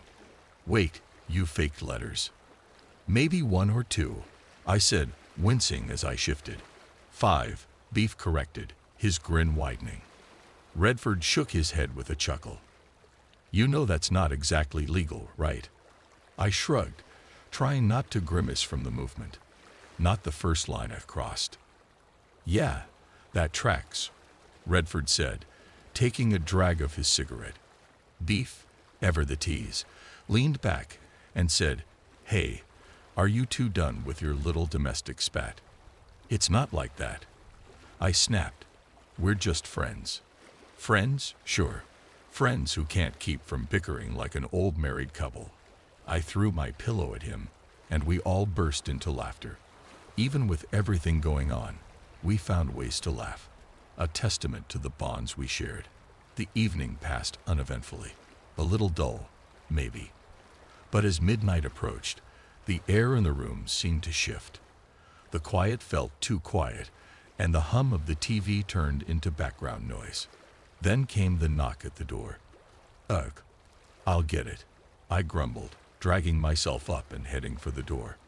Standing there was a tall man, easily towering over me by more than a foot. He was dressed in a neat shirt and scarf that looked almost out of place, but his expression was what caught my attention, a mix of urgency and uncertainty. Can I help you?" I asked cautiously. He glanced around nervously, then back at me. "I hope so," he said in a low, serious tone. Sensing something unusual, I woke Beef and Redford. A few minutes later, we were all seated on the floor with the stranger, whose name was Marion Bailey. "I work as a janitor at the church nearby," he began. "But lately, things have been strange." Redford leaned forward, curious. "Strange how?" Marion hesitated, his eyes darting between us. "The first paragons of Mother Mary. It's not just a church anymore. It's something else. Something wrong." The room fell silent, his words heavy with a meaning we didn't yet understand. The night, it seemed, was just beginning. "Hang on, the what?" "That's not a denomination I've ever heard of," I said, the hair on the back of my neck standing up. "No, you wouldn't have. Their only church is this one here," Marion replied. Alarm bells. I must have looked awful, because Redford took my hand. "What are their policies?" I said. "What?" Marion said, confused. "Their policies. Their core beliefs, their rules, how they treat their congregation, I said. Redford looked at Marion. He's a cult escapee, he explained. Ah, Marion nodded. No, well, they don't torture anyone or anything like that. They're no worse than any other Christians. I don't know if they're a cult or not, but they don't seem, well, too odd. You're hesitant, Beef noted quietly. Redford leaned forward and gave Marion a smile. Look, Mr. Bailey, you come knocking on the door in the middle of the night, asking 3 strangers for help, and you're being very skittish. Now, it don't take but a man with half a brain to notice something ain't right. Marion sighed. Okay, fine. It's the angel. We all paused. Beef raised a massive eyebrow. Angel. Like the statues they got in the courtyard in half the churches around here. Marion shook his head. Not a statue. Trust me, I wish it was. If my hair hadn't been standing up before, it was surely on end now. No, you mean to tell us there's an actual genuine angel in that church? I exclaimed. Yes, sir, Marion replied. He was unhappily looking at his folded hands. Redford fell silent. Beef snorted. Yeah, angel. Right. I looked at Marion. You're joking. Please, tell me you're joking.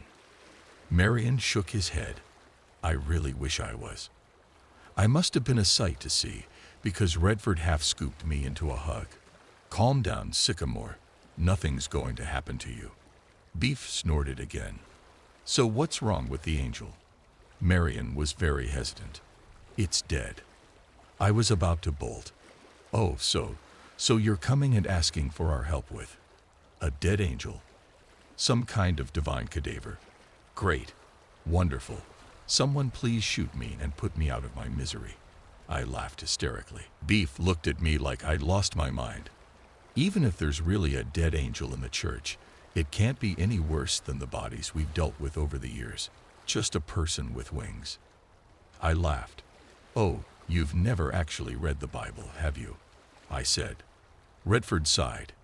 He means that some angels in the Bible are described as burning wheels of eyes and creatures with the heads of lions and eagle wings and things like that. Beef shrugged. It's not one of those. Reader, it was one of those. The 4 of us stood in a tight circle on the church basement. Beef was staring, eyes bugged out. Marion's lips were pressed into a grim little line. Redford was tapping his foot nervously, and I was jittering like an anxious caffeine addict with ADHD. Between the 4 of us was a creature the size of a horse, dressed in a robe made of what appeared to be layers of spiderweb, with 6 arms, 4 huge wings, the face of a bat, the body of a woman, and white ram's horns. It lay there limply, unmoving and unbreathing. The hell happened to it? Redford muttered. Marion shook his head. I dunno. I was cleaning upstairs, and then I heard the loudest crash of my life. Next thing I knew, there was a holy corpse on the ground and a hole in the ceiling. I slowly knelt down next to the head of the dead angel and looked at its glossy, lifeless white eyes. Despite the adrenaline-fueled terror running through my body, there was a lump in my throat. With a trembling hand, I pushed its eyelids closed. We have to bury it. Redford looked at me and nodded silently. Beef looked at the dead creature. I don't understand. How the hell does an angel die? Aren't they supposed to be immortal? He said. Marion sighed, and for a second I almost forgot my fear. It doesn't matter. We have to dig a grave. I nodded. I'll get a shovel. No, you won't. Redford stopped me. You just had surgery, remember? The doctor said no lifting heavy things for 2 weeks. That includes shovelfuls of dirt. I groaned loudly. Damn it, Redford, I'm a grown-ass man. Redford crossed his arms. And I'm your boss, in case you forgot. I rolled my eyes. Ooh, forgive me, Sheriff. I forgot you were the king of the entire fucking world. Beef snorted. Sycamore, get your ass back to the motel before Redford decks you. I grinned. He'd never. I might. Redford responded. Chuckling, I stood up. But a glance at the dead angel sent a wave of panicky sorrow through me again. At least let me help you carry it outside, I said. Redford was about to protest, but Beef stopped him. No, let him, he said, rolling his thick arms. Beef knew that he was going to be doing most of the heavy lifting, and I was probably going to contribute nothing. Timon, I can carry it. Look, I'll even start right now. I hooked my arms under the angel's midsection and lifted it. Something wet flopped out of its back and landed on the floor with a squelch. There was a moment where I stared at the giant, ragged, bloody hole in the angel's back with an expression of almost comedic surprise. Then I dropped the corpse, screamed, and took off. Sure, I'd seen corpses before, all part of the job. Mangled by dogs, mutilated in car accidents, made unrecognizable by twisted killers' occupational hazard of being a cop. But holy shit, I was not dealing with a divine cadaver. No thank you. I was halfway to the stairs when I saw it. There was a ripped leather messenger bag on the ground, at the foot of the staircase. Despite my initial terror, the odd placement of the bag stopped me. Where the hell had this come from? I paused, picked up the bag and turned. Does this belong to our dearly departed mangled corpse? I said, more shrilly than I liked. Marion looked at me with those heart-melting eyes. Oh, probably. I've never seen it before. I picked up the bag, and then I realized it was also bloody and dropped it. Ah, you, I shrieked. How are you having this much trouble? Sycamore, really? You've seen blood before? A lot, Beef said as he manhandled the angelic corpse. Well, usually the blood isn't from a literal angel, I shrieked. How are you not freaked out? Beef shrugged. I'm just pretending it's any other crime scene. Redford came over and put his arms around me. I'll walk you back to the motel room, yeah, he said soothingly. I nodded. It was a short walk back to the motel room, where he left me. Before he went, he gave me a kiss on the cheek. We'll be back in a couple hours. Why don't you take a bath to calm down? My hands opened and closed like I was squeezing the air. I don't. Harry, I'm scared. Redford smiled. You'll be fine, Sycamore. You're a big, brave man. A big, strong police officer. Nothing's gonna hurt you. Promise. I shivered and held him. Okay. With another kiss, he left. I watched him go, with those beautiful broad shoulders and chiseled jaw, and those gorgeous red sideburns. God, he was spectacular. Alone in the motel room, I fumbled through the drawer for Redford's cigarettes and lighter. I smoked one to calm myself down. Then another. Then 6 more. Yes, I have a problem. A lot of them, actually. Anyway, my brain kept coming back to that torn-up messenger bag. Something was nagging me. Some urge was telling me to open it, to see what was inside. I spent an hour pacing, wrestling with my thoughts like Jacob with his angel, as I stared at the bag. I couldn't take my eyes off of it. Finally, I figured, what the hell? Even as every rational sense I had, from my cop instincts to my primal reptile brain, to just plain common sense, screamed at me not to open the bag, that something was terribly wrong. I reached out, opened the bag. What was inside it was a scroll, about the length of 10 regular-sized pages. It was sealed. I unsealed it. I unfurled it. I read the top line. The title, The Tetragrammaton Apocryphon. I read every line that came after that. I'm not even going to try to explain to you what was contained within that scroll. You wouldn't understand anyway, even if I tried for 1,000 years. Look, imagine the most beautiful poetry you've ever read, something so heart-wrenching that it moves you to tears. Now imagine it was written by H.P. Lovecraft, with all his little nondescriptions and vagueness. No. All right. Imagine that you are in the exact center of the universe for a moment, and you understand its movements and machinations. Imagine that for a second, you fully comprehend and understand everything about everything, down to the tiniest subatomic particle. It's beautiful. It's terrifying. That's what reading the Tetragrammaton Apocryphon feels like. No, still not enough for you. Let me put it this way. In that exact moment, I understood exactly how Adam felt after he bit into the forbidden fruit. The Tetragrammaton Apocryphon is so beautiful, so terrible, and so utterly alien that I cannot explain it. I would say it describes reality as an observer from the outside, but that's a bastardized oversimplification. It's like having the best LSD trip and the worst LSD trip simultaneously. I will not utter a single line. What I read in that scroll is my burden and mine alone. You wouldn't understand any of it anyway. Back to the story. There I was, shaking and trembling. It felt like my mind had expanded 1,000-fold. I was full of both boundless exhilaration and existential dread. And that's when I got the paper cut. My thumb slipped from all of the shaking. The paper's edge split my mortal flesh and spilt my blood. And I, like a fool, pressed my thumb to the paper to staunch the bleeding. It was instantaneous. You know that feeling when you get a cut dirty. One moment, it was that. In the span of a heartbeat, every vein, artery, and capillary in my body felt like it had been filled with boiling lava. Every damn nerve I had flared with pain. I screamed, fell to the ground. I shook. My sinuses boiled. My nose began to recede and flatten into a pair of long, hideous slits. My hair stood up on my head. The hairs, like magnets, stuck together, forming two bundles on my head. The keratin fused, melted, formed into two fin-like appendages.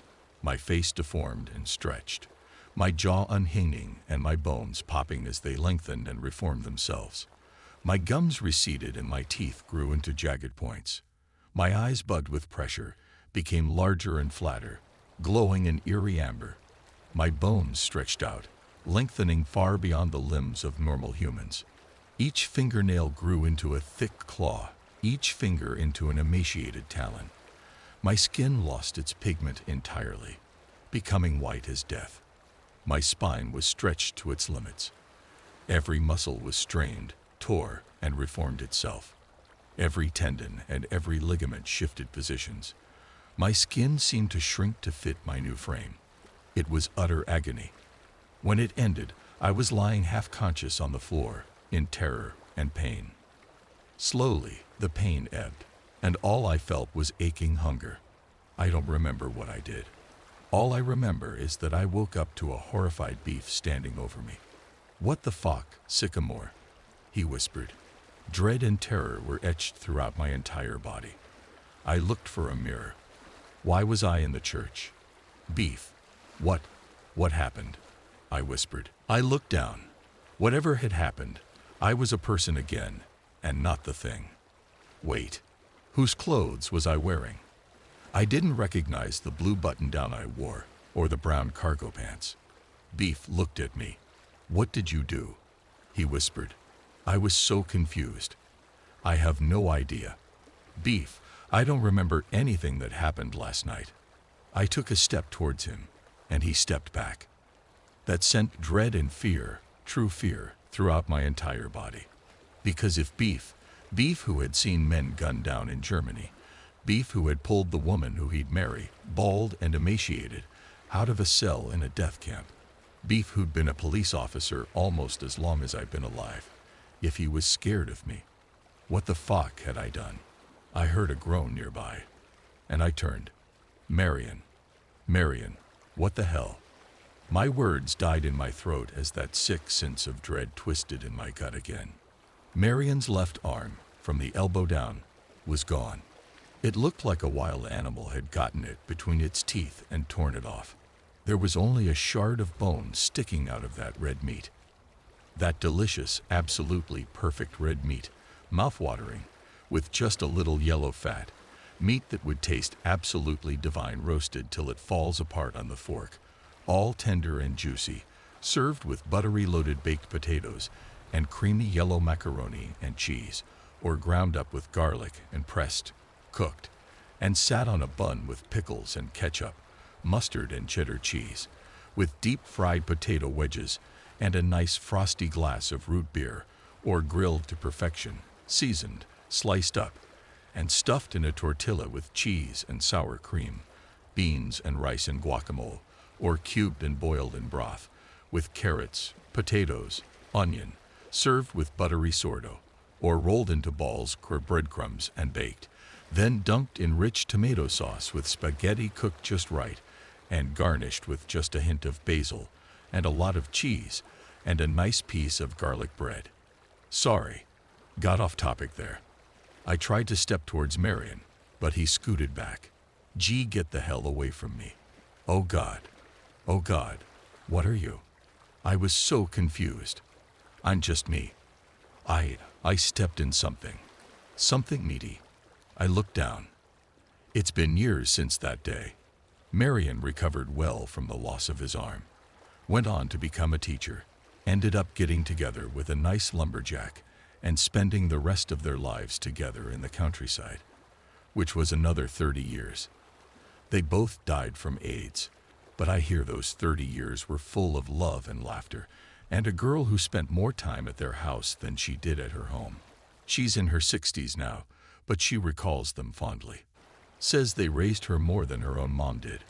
As for Beef, he went on to become the sheriff back in our jurisdiction.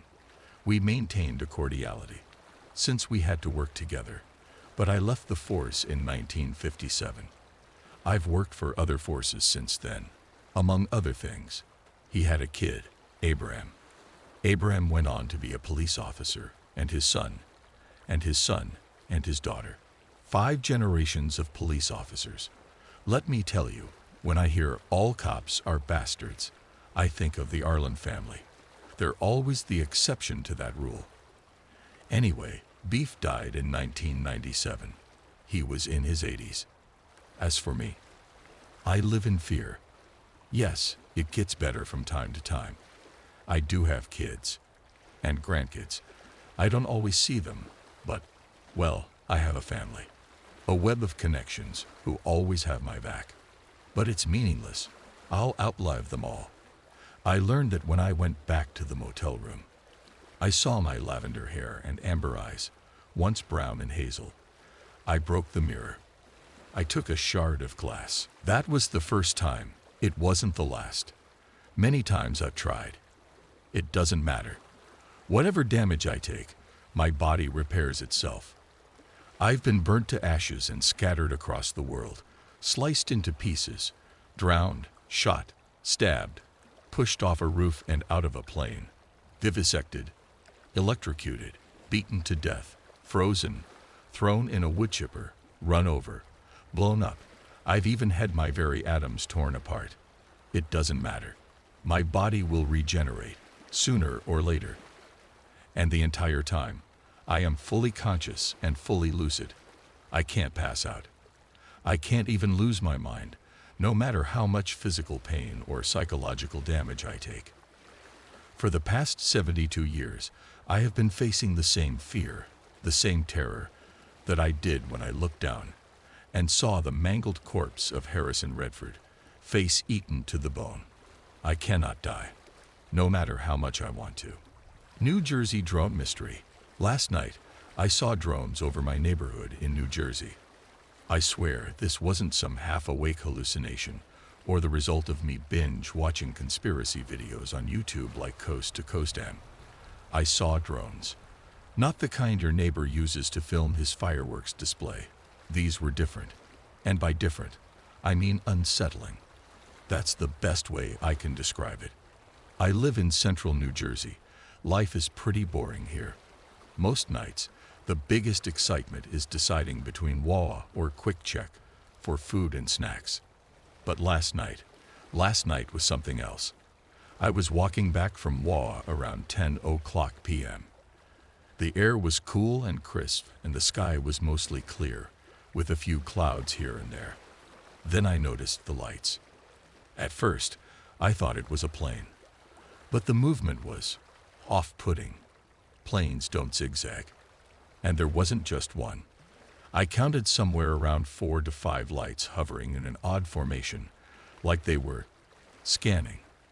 That's the best word I can think of. They moved with precision, darting back and forth across the sky, almost too fast for me to keep up. I froze, standing in the middle of my driveway with a bag of snacks in one hand and my phone in the other. My first thought was to record it, but you know when something feels so unreal that your brain skips past "document this" and lands on "run inside and lock the door." Yeah, that was me. Now here is the strangest part. They made no sound. None. You'd expect a hum or a buzz.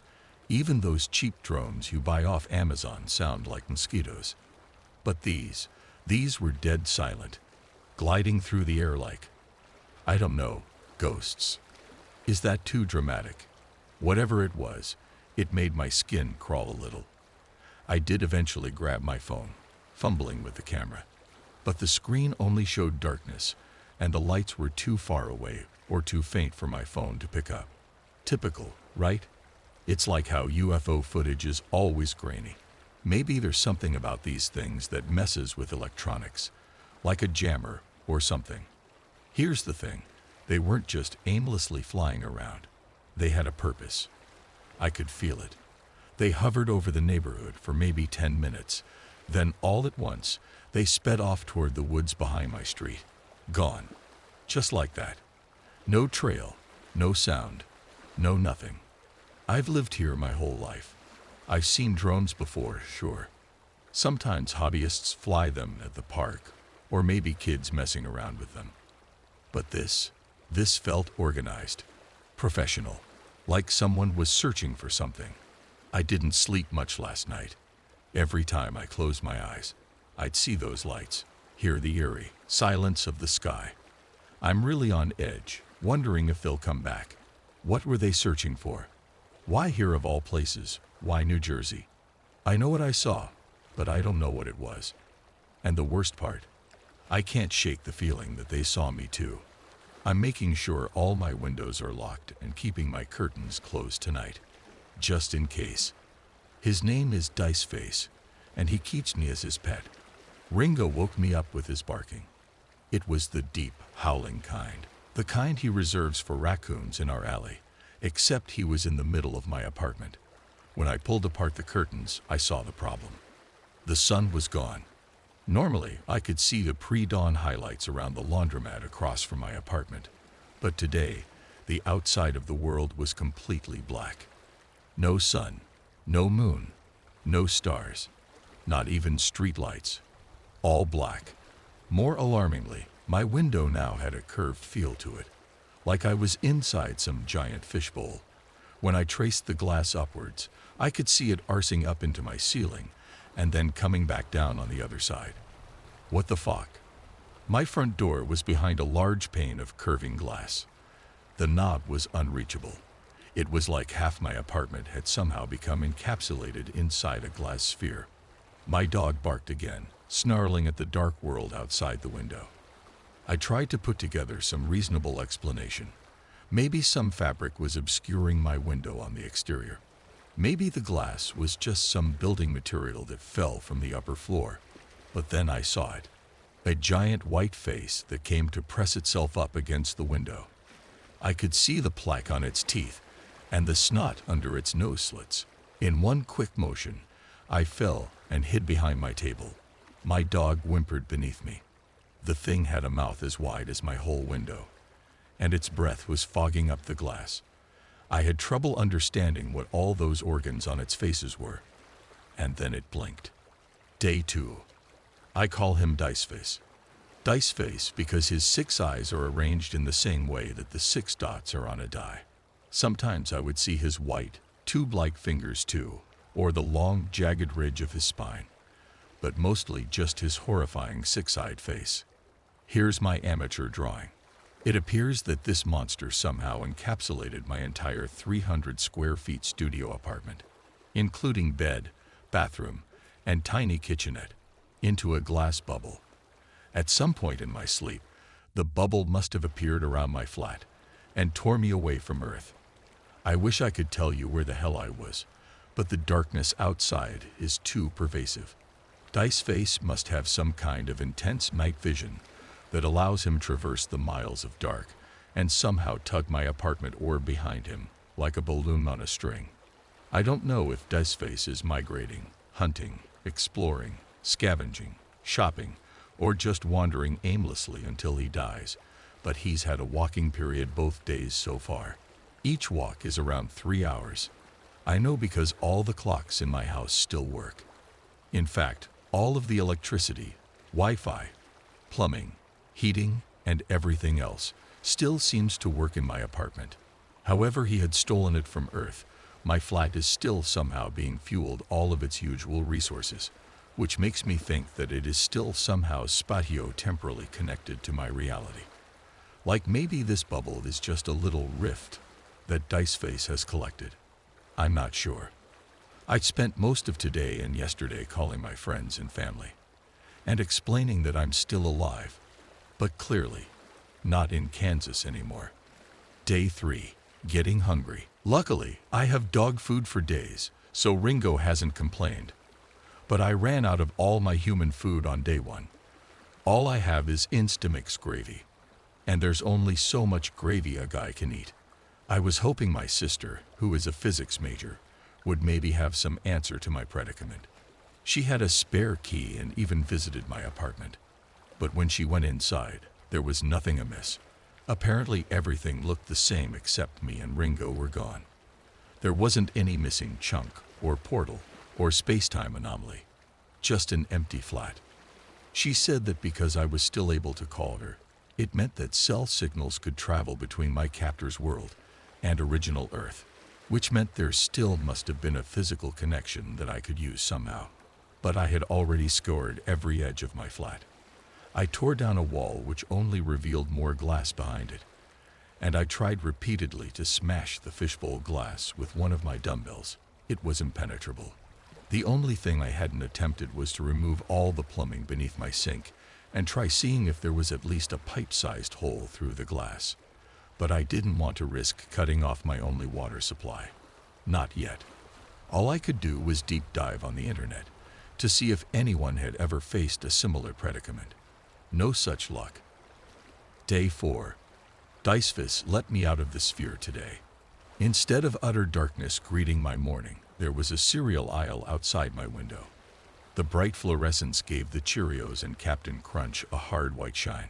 The curved glass was gone, and I was able to hop out into what looked like a section of Walmart. Ringo followed me. I looked down the aisle, towards the cashier section, and I could see that same impenetrable darkness beyond the store windows. Did Diceface just place my sphere inside a larger Walmart sphere? Before I can make sense of it, I saw an older woman speed down the aisle. She was aggressively toppling soup and vegetable cans into her shopping cart already bursting with groceries. "Hurry," she yelled. "They only give us 6 minutes." She zoomed past, knocking over products into her cart like every kid's fantasy. The ground shook. It sounded like an iceberg somewhere was cracking. At the end of the aisle, I could see the darkness starting to encroach. The spheres surrounding this supermarket was shrinking.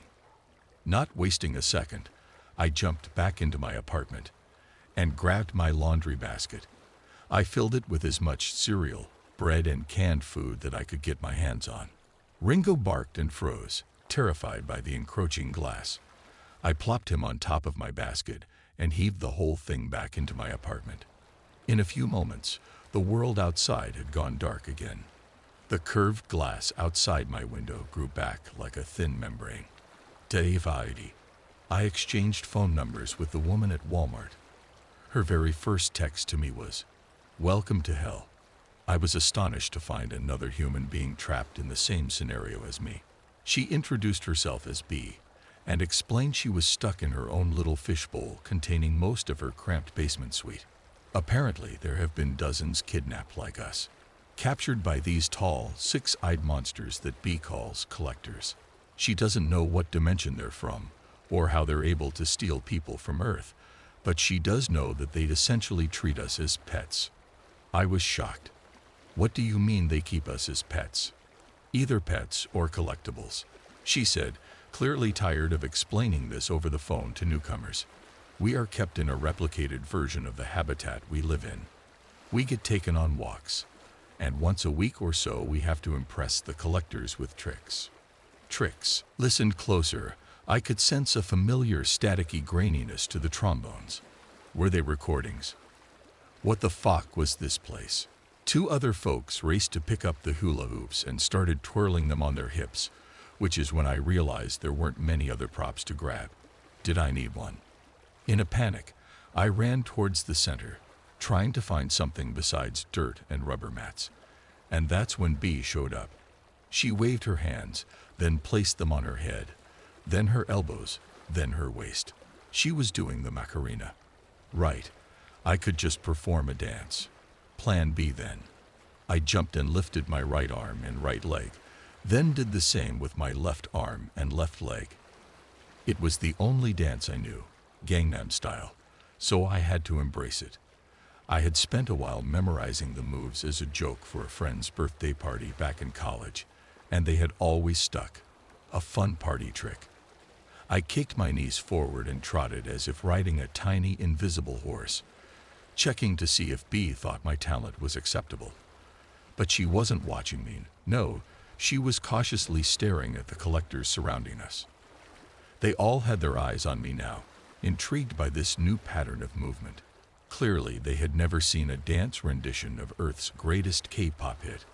I couldn't tell if their unanimous stares were a good thing or a bad thing, but I knew I couldn't stop dancing. Closing my eyes, I focused on the movements. I did my best to keep my flailing limbs consistent and uniform. How good does this performance have to be? What if they don't like it? Can they not like it? When I looked back up, I could see a shadowy collector looming over me. He looked older than my captor, wrinklier. One of his 6 eyes had gone totally gray. 4 of the 6 of his tube-like fingers lifted and pointed at me. Was he naming a price? Out from his mouth came a piercingly loud suction sound, like a vacuum in a pond. The spit rained on me in bursts. Ignoring the overwhelming flight response in my gut, I maintained my dance and saw the shadow of another lanky monster approach. I glanced up to a familiar formation of crooked teeth. It was Diceface. Diceface smacked Gray Eye's offer away, and then lifted his right hand in my periphery. 6 fingers were raised. Gray Eye shrieked back, shaking his head. He held up 4 fingers again. The other human performers had distanced themselves quite a bit, standing nowhere close to the conversing collectors. Only Bee stood near, 3 meters away, doing the Macarena. Are they bidding on me? I whisper-yelled, trying to stay calm. What's happening? Don't worry about it. Bee said, that one always barters. A tattered backpack lay on the ground next to Bee. She had been subtly kicking it with her dance, bringing it towards me. What's that? I asked. Take the bag. I'll explain later.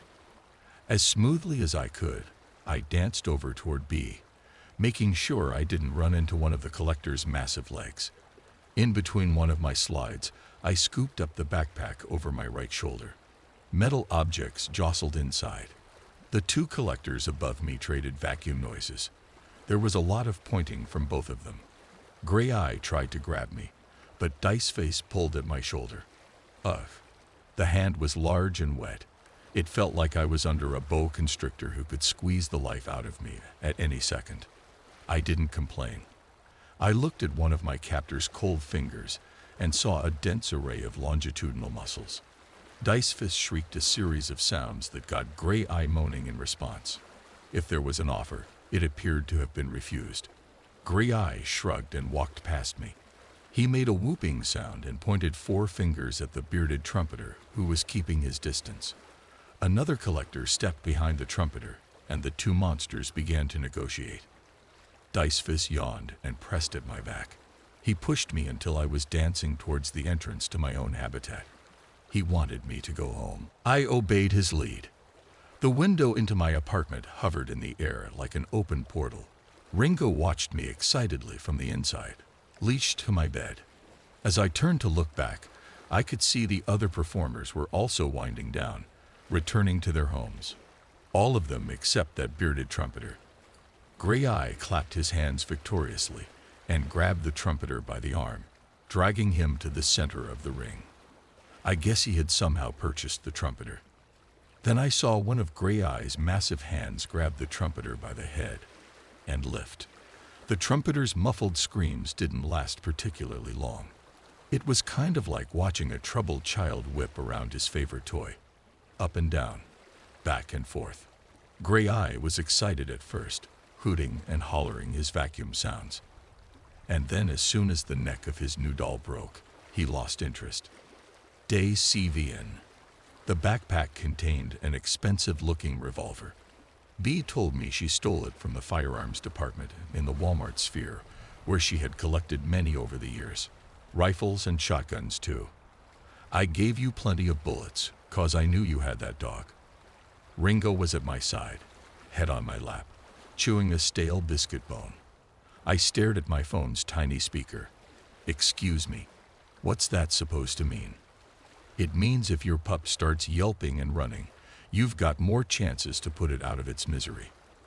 A dark hollowness formed in the pit of my stomach. I should have known there might be something wrong with B. How could the sanity of any survivor last long in this environment? I looked at the gun with mistrust. I thought you said there was a way to escape. Yeah, there is. She brought her mouth against the receiver. It's called a bullet to the brain. The biscuit cracked from Ringo's chewing.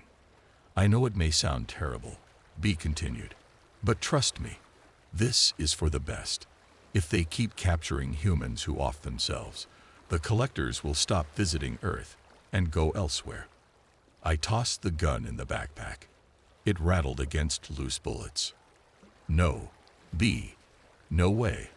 I'm not doing that. B laughed a defeated, apathetic laugh. I'm not saying it has to happen tonight, but sooner or later, you'll see what I've seen, and you'll know what I mean. I didn't want to have anything to do with suicide. I couldn't believe this was being suggested. It seemed to me that multiple escape routes could still be attempted, and I was going to try them. B, has no one tried to find an exit at the grocery store sphere? She sighed. Yes, we've tried. For a long time. There is none. What about the big circus sphere? Has anyone tried to? Yes, we've tried that too. The circus sphere is sealed. What about the plumbing under my sink? What if I tried to remove? Just stop. Stop what? B huffed. I could hear her shuffling around her apartment. There is no escape. Each sphere is in a series of larger spheres. We're caged within cages. It's an infinite Russian nesting doll, and we're stuck in the very center. That's all there is to it. We're fucked, Jacob. The sooner you accept it, the easier it gets. My hands were shaking. Whether it was from disbelief or horror, I couldn't tell you. I put the phone down. We're collectibles now. Pets. And you can try whatever escape plan you want, but it's not going to work. I pressed my hands together to stop the shaking. But there's gotta be a way out. We still get cell phone signals here. That means there's still some connection back to the real world. There was a long pause on the line. Ringo looked up at me, waiting for his next treat. I gave him another stale bone. Eventually, B cleared her throat. She sounded completely depleted of energy and emotion. Go for it, Jacob. Maybe you'll be the one. Who knows? I tried to think of something positive to sway the mood. Had she ever even tried to find a hole through the water piping?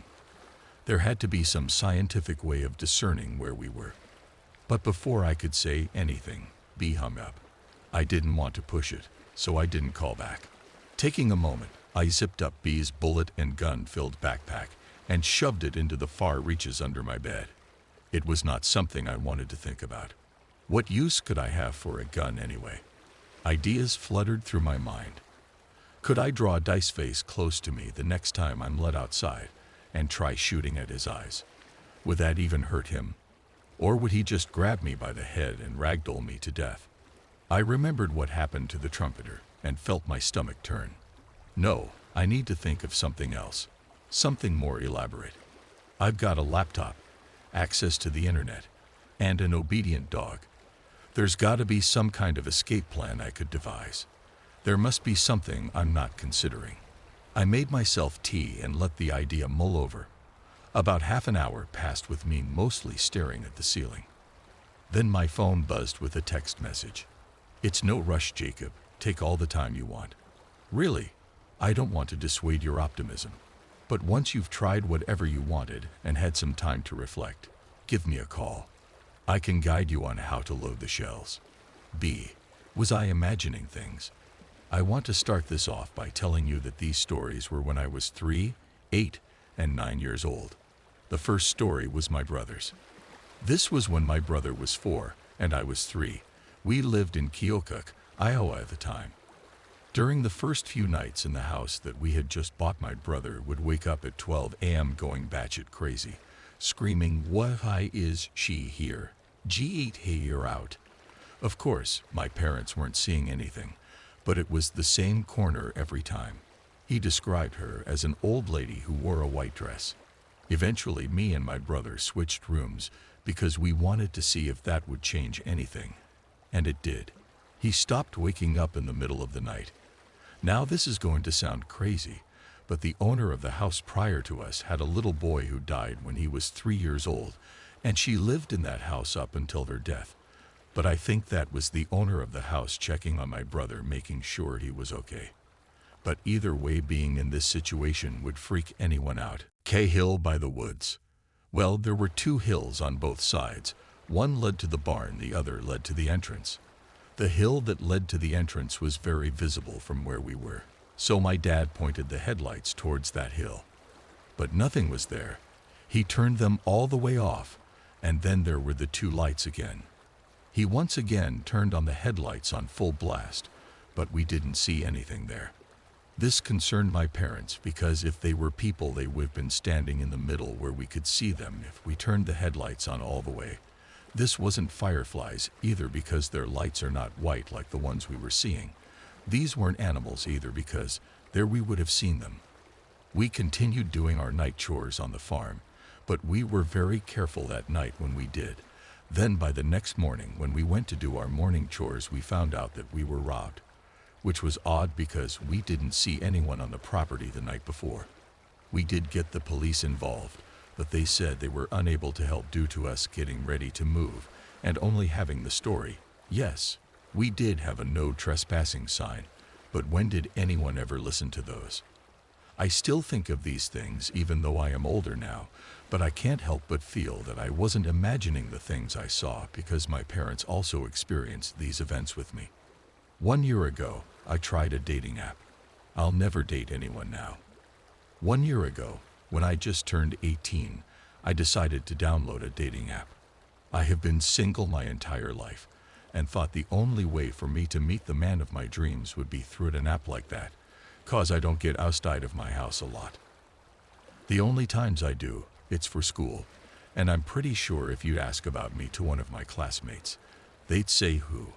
So I gave myself a pretty nice profile, and that's when I got my first match. Ethan, 6'2", 29, big blue eyes, dark brown hair, pretty fit, cute face. The man of my dreams. He texted me first, and after a few chats, I knew he was the one. Apparently never had a girlfriend, and he had an awesome personality. We went on our first date at this fine food place, and we had a really good time. He made me laugh, smile, complimented me. The perfect first date. As he was driving me back home, he told me that he had a tendency to rush things, and that if he seemed too forward, I should tell him right away. It got a bit quiet, so I turned on the radio. Another woman was recently found dead in the neighborhood's forest. Her throat had been brutally mutilated, and her feet to her ankles were not found on her corpse. The suspect has yet to be identified. Any who would have a lead on him is Damon. That's when he turned it off. A bit depressing, he said. After the first date was a second one, then a third, then a fourth. That's when he asked me to go to his place. I accepted, of course. He had his own apartment, unlike me still living at my parents' place, so it was just the both us of. It started off great, squeezed in his arms, rubbing my feet, with a bucket of popcorn on our laps, and a good movie playing on the TV. He then grabbed my face and pulled it towards his. I stopped his lips from touching mine by blocking it with my hand. I apologized and told him he was being a bit quick for me. He screamed, throwed the bucket of popcorn in my face, smashed the TV remote on the floor, and fell on the ground. Silence. He starts crying. I messed it up. Again. Now you think I raped you. You'll make a complaint. I'll get caught. I stop him and tell him none of it is true. We're back in his car, driving me back home. I watched the few stars showing in the sky without giving him directions. He knew the way by heart now. Still, he turned at the wrong intersection. I whispered it. What do you say now? I repeated a bit louder. Silence. Oh, you're right. There's a dead-end street a bit further. I'll turn back there. He turned right, left, straight, right, stopped. Around us were only trees now. I asked him why he stopped. No gas left. Shit. I'll get the gas in my trunk. Stay still. He unlocked his door and got out. I looked at my phone. 23:35. I texted my mom, telling her I'll be getting back later than I was supposed to. Not delivered. I had no Wi-Fi signal. He's not getting back in the car. I thought about calling a roadside assistance, but I didn't know the number and couldn't look online. So I called 911. Hello 911. What's your emergency? I explained to the responder. I have your localization. Silence. Miss, lock the doors of the car you're in right now. So I did. Do not let the man you're with get inside the car. Am I clear? I understood. I did even more when I looked at the driver's side. The tank was full. Ethan knocked on my side. Smiling. But not like he usually did. He tried to open the locked door. The smile vanished. Police will soon be with you, miss. He looked at my phone and stared in my eyes. He walked away in that forest, with a knife and rope along with him. The dark of the trees soon made him unable to perceive. He was found later that night. He cut his own throat with the knife he held. I wonder what I would be right now if I knew the roadside assistance number. An object carries more weight when you know the story behind it, does it not? The burden of stories. Between my tiny little flat and my university campus, I didn't spend a lot of time anywhere else, other than the walk, of course, which ate up an hour and a half when I had classes. I hadn't given the antique shop more than a cursory glance, despite passing it twice a day, nearly every day, for almost 3 years now. But today was different. The display had changed, as it did every month, when the shopkeeper decided the tired old trinkets on display weren't going to attract anyone else, I guessed. Usually, it was an incohesive mass of dusty junk. But today was interesting. I stopped, hooking my thumbs into my backpack full of sketchbooks and art supplies, rocking back on my heels to take it all in. The display was a testament to adventure and travel. There was an old brass telescope, a sextant, and an exquisite ship in a bottle, along with a compass, made of copper or brass, gleaming like it was brand new on a pillow of purple velvet. It was particularly pretty, and even from here, I saw the ornate needle pointed north, pointing toward me. That was a clever move on the shopkeeper's part. Draped over a leather stool were lace opera gloves and an ornate mask that appeared to have been stolen from a Rococo princess bedchambers. A steamer trunk, battered with time and age, squatted in a corner, the heavily stickered front propped open just enough for more lace and silks to peep out the crack. A tired, dull mashite lay, naked tip down, in a corner, along with a necklace that looked like Aztec gold draped around the hilt.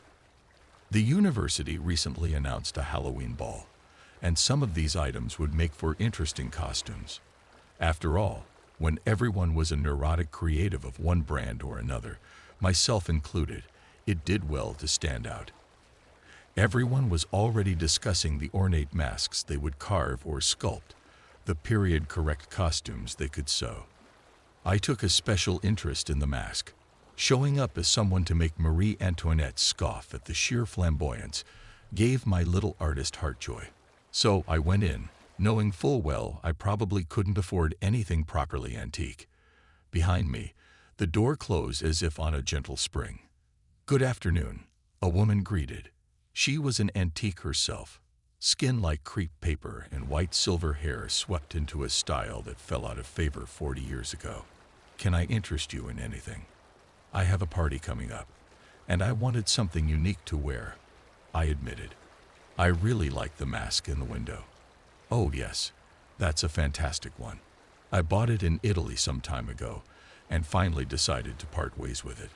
In fact, most of that display is part of my personal collection." She beamed like accumulating old junk was a crowning achievement, but then again, it was kind of her bread and butter. My smile, already small, faltered. "That sounds expensive." "Some, yes.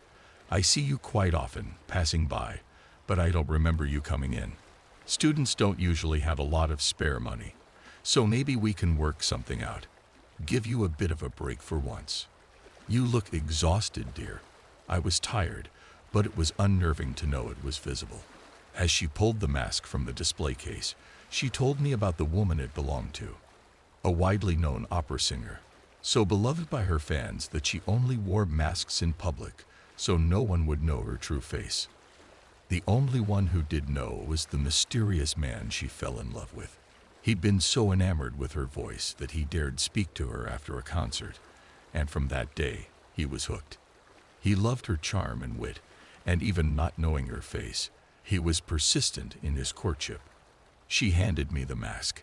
It was heavier and more beautiful than it looked in the window. I turned it in my hands. Oh, it always gives more weight to something when you know the story, doesn't it? She smiled, cheeks wrinkling. "Do all these objects have stories?" "Every one of them. Antique stores are like libraries, full of stories and adventure and mystery, happiness and sadness." She laughed. "I'm a librarian for all the tales that aren't deemed important enough to write down." "That's really kind of charming," I mused, putting the mask on. "Darling, you look like you were made for it," the storekeeper gasped. "But I couldn't possibly let it go without the compass, you know. They aren't meant to be separated again." "The compass. The one that belonged to the courtier of the opera singer." "Oh yes, she thought it was true love. You can't keep that apart. Just like you can't keep an artist from creating." "How much for both?" I asked, steeling myself for the hefty sum surely to follow. $1. But you must return after your party to tell me how it went. That's my price." "Only $1. And a story. I like those more, you know." She smiled, eyes crinkling. "When I was little, my grandmother taught me how to sew. These days, I spent a lot of free time in my flat, sewing things to sell to pay my rent. Because of this, I was in the craft store a lot, and I'd picked up a lot of designer fabric when it went on sale. A particular bolt would match my new acquisition perfectly, and as I slipped the mask on for inspiration, I knew something great was about to happen.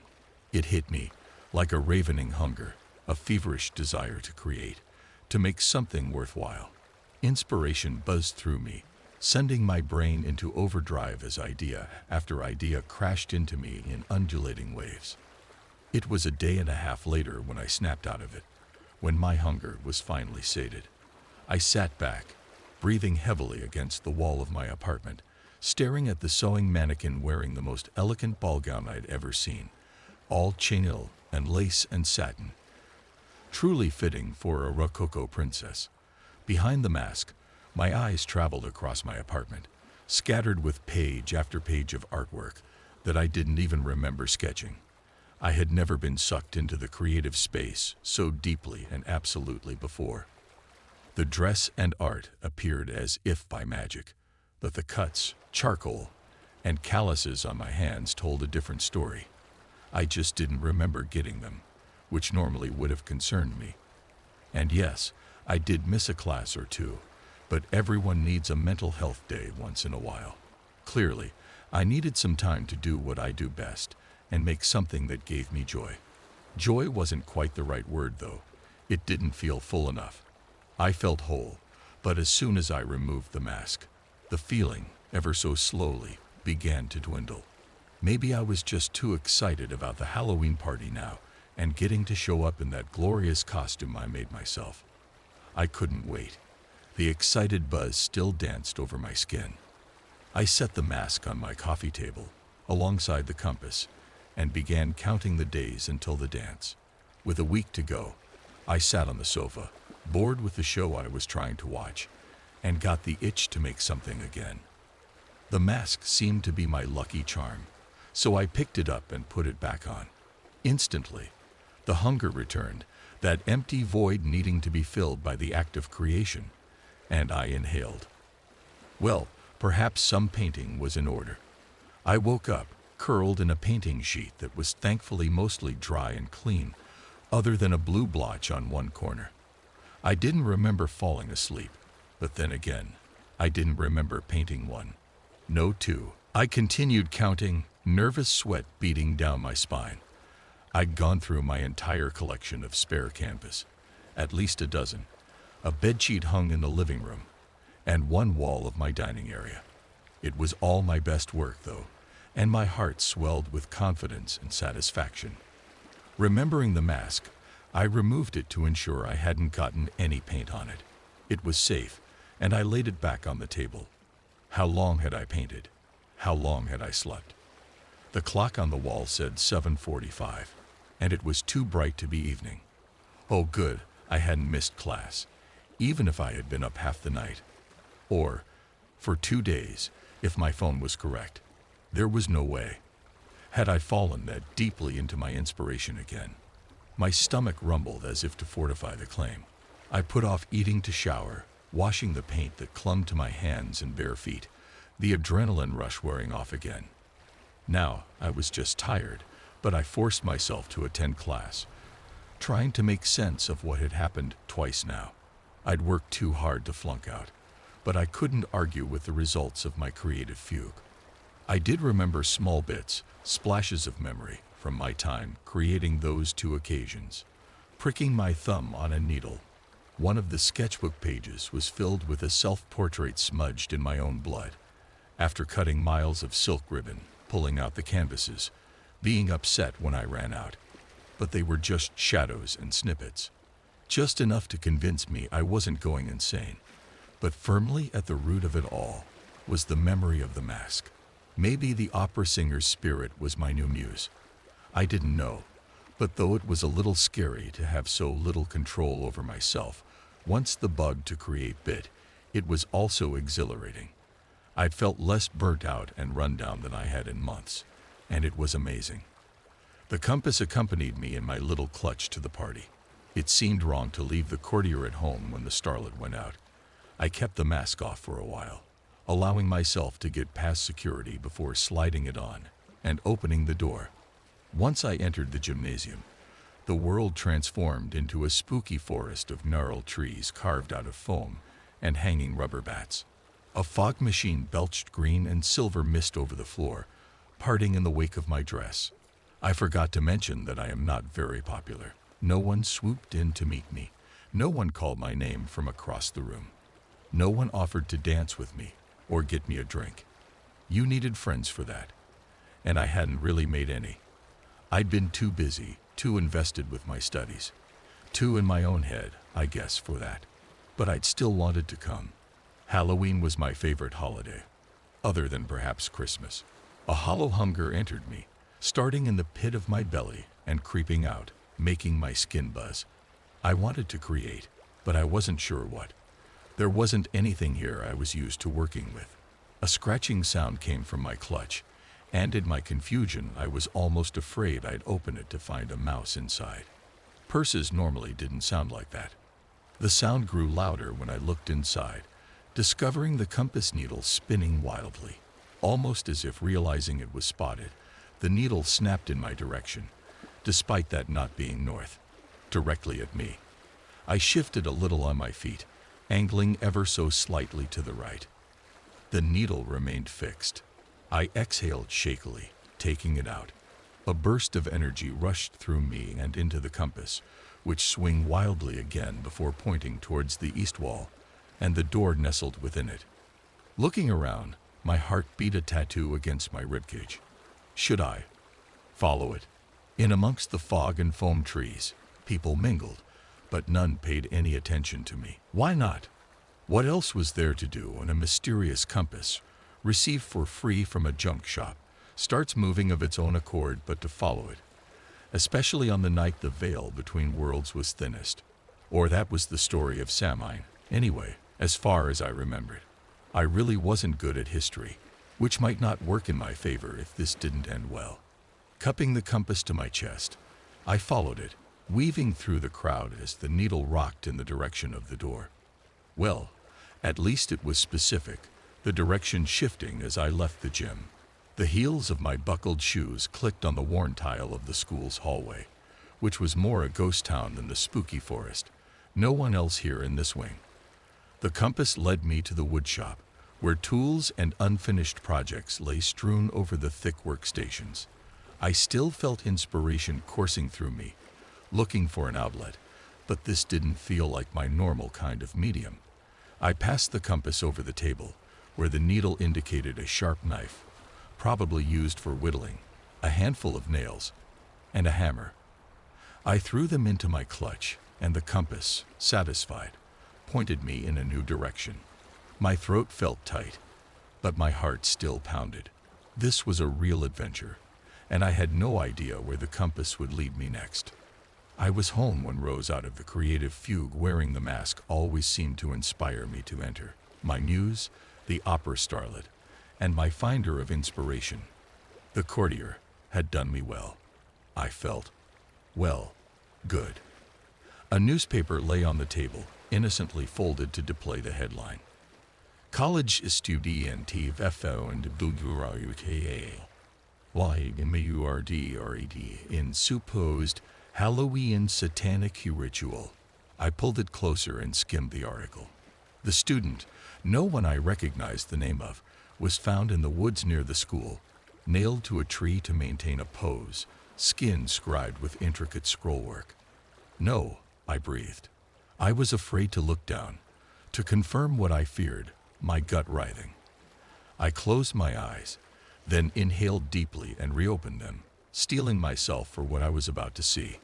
My dress, my beautiful dress, was covered in crimson drops and splashes. There was a nail tangled in some ripped lace. I vaguely remembered grabbing the tools off the bench, but after that, my memory was just a blank void. What did I do? I breathed, but not before a tingle of memory, of coursing inspiration, of doing my best work no matter what the cost, flowed through me. That was what passion felt like, wasn't it? The Ballydoolin incident. Pro-PRTY of the United Nations, ANOMALY, investigation and termination office. Distribution outside of UNAITO ULT in Imperius Onient. The following is a collection of civilian documents collected by UNAITO relating to what is dubbed the Ballydoolin incident, occurring from the 20th of July 2021 to the 25th of August 2021. Document 1. Local newspaper article. Ballydoolin men's team eyes up O'Donnell Cup. 27/2021. The Ballydoolin and Culrag men's teams prepare for battle before the intermediate hurling final, kicking off this Saturday. Tensions are high and our boys are hard at work preparing for the match, but as said by team captain Shane Fahey, a win would mean the world to us. But in the end it's about keeping connections with our neighboring towns and for a bit of fun. Ballydoolin's last championship win was in 2001. Culrag's in 2014. Be sure to grab your tickets before kickoff at 20 o'clock Saturday evening and show your support. The weather on Saturday night is looking to be rain-free and the skies clear, so attendees may have the chance to see the Perseids meteor shower making its annual visit after the match. Donald Keogh, Ballydoolin Herald. Document 2, local newspaper article. Mysterious hum, the new buzz around town. 28/7/2021. Donald Keogh, Ballydoolin Herald. Document 5, local newspaper article. Livestock mutilations plaguing local farmer. 2/8/2021. On Sunday morning, James Geocan awoke to find 3 of his sheep brutally killed during the night. The nature of their deaths have left both James and investigators stumped. According to reports, all that was left of the animals were their skins and hooves, with no trace of the rest of the carcasses. James gave his account of this gruesome vandalism. "Well, I don't know what to say, to be honest. Went out to the fields this morning, and the sheep were acting strange-like, shaking or running away from the feed. Very odd, you know. I look in the corner of the field and see a pile of wool, some hooves sticking out of it. No blood or anything. Tough enough to be farming sheep with the wool prices and all. Now I have to be worrying about whatever the hell this is." On top of the Gardaí investigation into this case, the Army has been spotted on private land to the west of Ballydoolan, close to James' property. Roadblocks are set up, restricting movement through Kilrenny and Kilbeg. Donald Keogh, Ballydoolan Herald. Document 6. Text message records between Donald Keogh and Ballydoolan Herald Editor-in-Chief, Chris Powers, 2/8/2021. Chris: "Hi Donald, we need to discuss the latest article you wrote." Donald: "Hey Chris, just left the office. Need some changes done." Chris: "Unfortunately, not that simple. We need to get rid of the entire thing." Donald: "What? Why?" Chris: "Just had 3 men come to my office. Definitely government, but had no clue what department. They threatened legal action if we publish the article." Donald: "You know this means we're onto something, right? Also, how the hell did they see the article? It's only saved to our personal drives." Chris: "This is serious, Donald. Just scrap the article, and for the love of God, don't go digging. We can't afford this right now." Donald: "Fine. Thanks for letting me know." Document 7. Local newspaper article. Grace Murphy alive and well. 9/8/2021. In a miraculous turn of events, missing girl Grace Murphy returned to her family home in perfect health. At 16:30 Saturday afternoon, Grace appeared at her home. To her parents' shock and delight, Grace was immediately sent for a full medical examination, revealing some memory loss surrounding her 2-week absence, but otherwise no injuries or health effects. We spoke to Grace's mother, Linda, who had this to say: "We're just so grateful to have our baby girl back. We couldn't sleep without knowing what happened to her. It's nothing short of a miracle." When asked how Grace was doing, she responded, "She's doing well, a bit quieter than normal, but who wouldn't be after what she went through?" We were unable to reach Grace for comment. Donald Keogh, Ballydoolan Herald. Note: photo of Grace Murphy after her disappearance was attached to the article, showing the absence of a birthmark on her left cheek. Document 8. Local newspaper article. Trends changing in Ballydoolan. 9/8/2021. The past week has marked a significant shift in the lifestyles of Ballydoolan's residents. Yesterday, a record low mass attendance was reported by Street Columbanist Church, spelling disaster for the Homeless Aid fundraiser. One may be inclined to think locals have shunned their faith in favor of more frivolous pursuits. However, even pub owners have noticed an unusually low number of patrons. On top of this, the upcoming under-16s hurling match between Ballydoolan and Rathgrogan has been cancelled due to players refusing to show up for training. Could this shift in trends be a sign of more modern values replacing age-old traditions? Only time will tell. Donald Keogh, Ballydoolan Herald. Document 9. Audio transcript from recorder placed in the Ballydoolan Herald office. 10/8/2021. Donald: "You wanted to see me." Chris: "We can't publish the article." Donald: "Which article?" Chris: "The Grace Murphy article. We can't publish it." Donald: "You're kidding me. Were those people at the office again?" Chris: "No, just drop the article." Donald: "You can't be serious. I've worked here for years and never had this problem. You can't just show up after leaving for a week unannounced and tell me I'm not allowed to do my job." Chris: "If you release the article through any other streams, you're fired." Donald, this is bullshit. Chris, don't raise your voice at me. This is your only warning. Note: after Donald leaves Chris' office, Chris does not speak or move for approximately 7 hours. Document 10. Text message records between Donald Keogh and Noreen Keogh, 11/8/2021. Noreen: Sheila's dog is pawing at the back door, looks hungry, starting to get worried about her. Have you seen her recently? Donald: should be some ham in the fridge, you can give him that. No, can't remember the last time I saw her. Maybe knock on her door. Noreen: just knocked, nobody there. I think I'll call the guards just to do a wellness check. Donald: good idea, keep me posted. Noreen: never mind, can see her coming in now. Shouldn't have been worrying. Looks healthier than ever, not even using her walking frame. Document 11.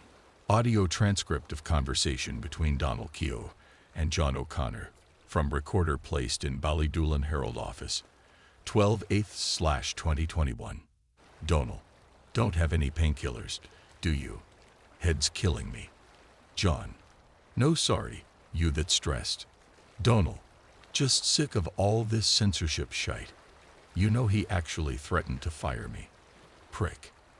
And this fucking hum won't shut up. John: swear that thing just hasn't stopped.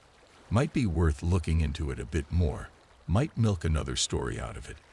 Donald: if Chris doesn't shoot it down, I can't fucking think. Note: Donald gets up from his desk and picks up his bag.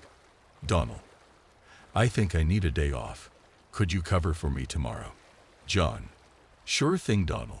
Feel better. Document 12. Local newspaper article. Hum and go.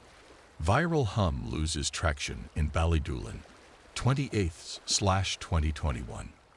The enigmatic hum that captured Ballydoolan's imagination just a month ago has been slowly fading into obscurity, with no answers in sight. Mooney Cement Works was initially accused of being the source of the noise. However, a swift investigation refuted these claims, leaving many scratching their heads. However, recently, many have responded to a survey claiming that they can no longer hear the hum. Lucky for some, only 10% have reported that they still hear it. In other news, the 5K fundraiser for Dutchens awareness, scheduled for this Saturday, has been canceled. Organizers have been forced to cancel the event in response to a shockingly low number of registered participants. The event is reportedly being rescheduled to take place in Culrock next month. John O'Connor, Ballydoolan Herald. Document 13. Local newspaper article. Come and see Ballydoolan, the jewel of Ireland's West, 25/8/2021. Recent tourism campaign gains momentum as more and more tourists flock to Ballydoolan. Recently, Ballydoolan's tourism office underwent renovations, adding an art and archaeology exhibit, outlining the history of this small yet storied town. Other projects such as the Ballydoolan Folk Park and Adventure Center are also expected to bring in visitors, and locals are thrilled to finally have their beautiful town put on the map.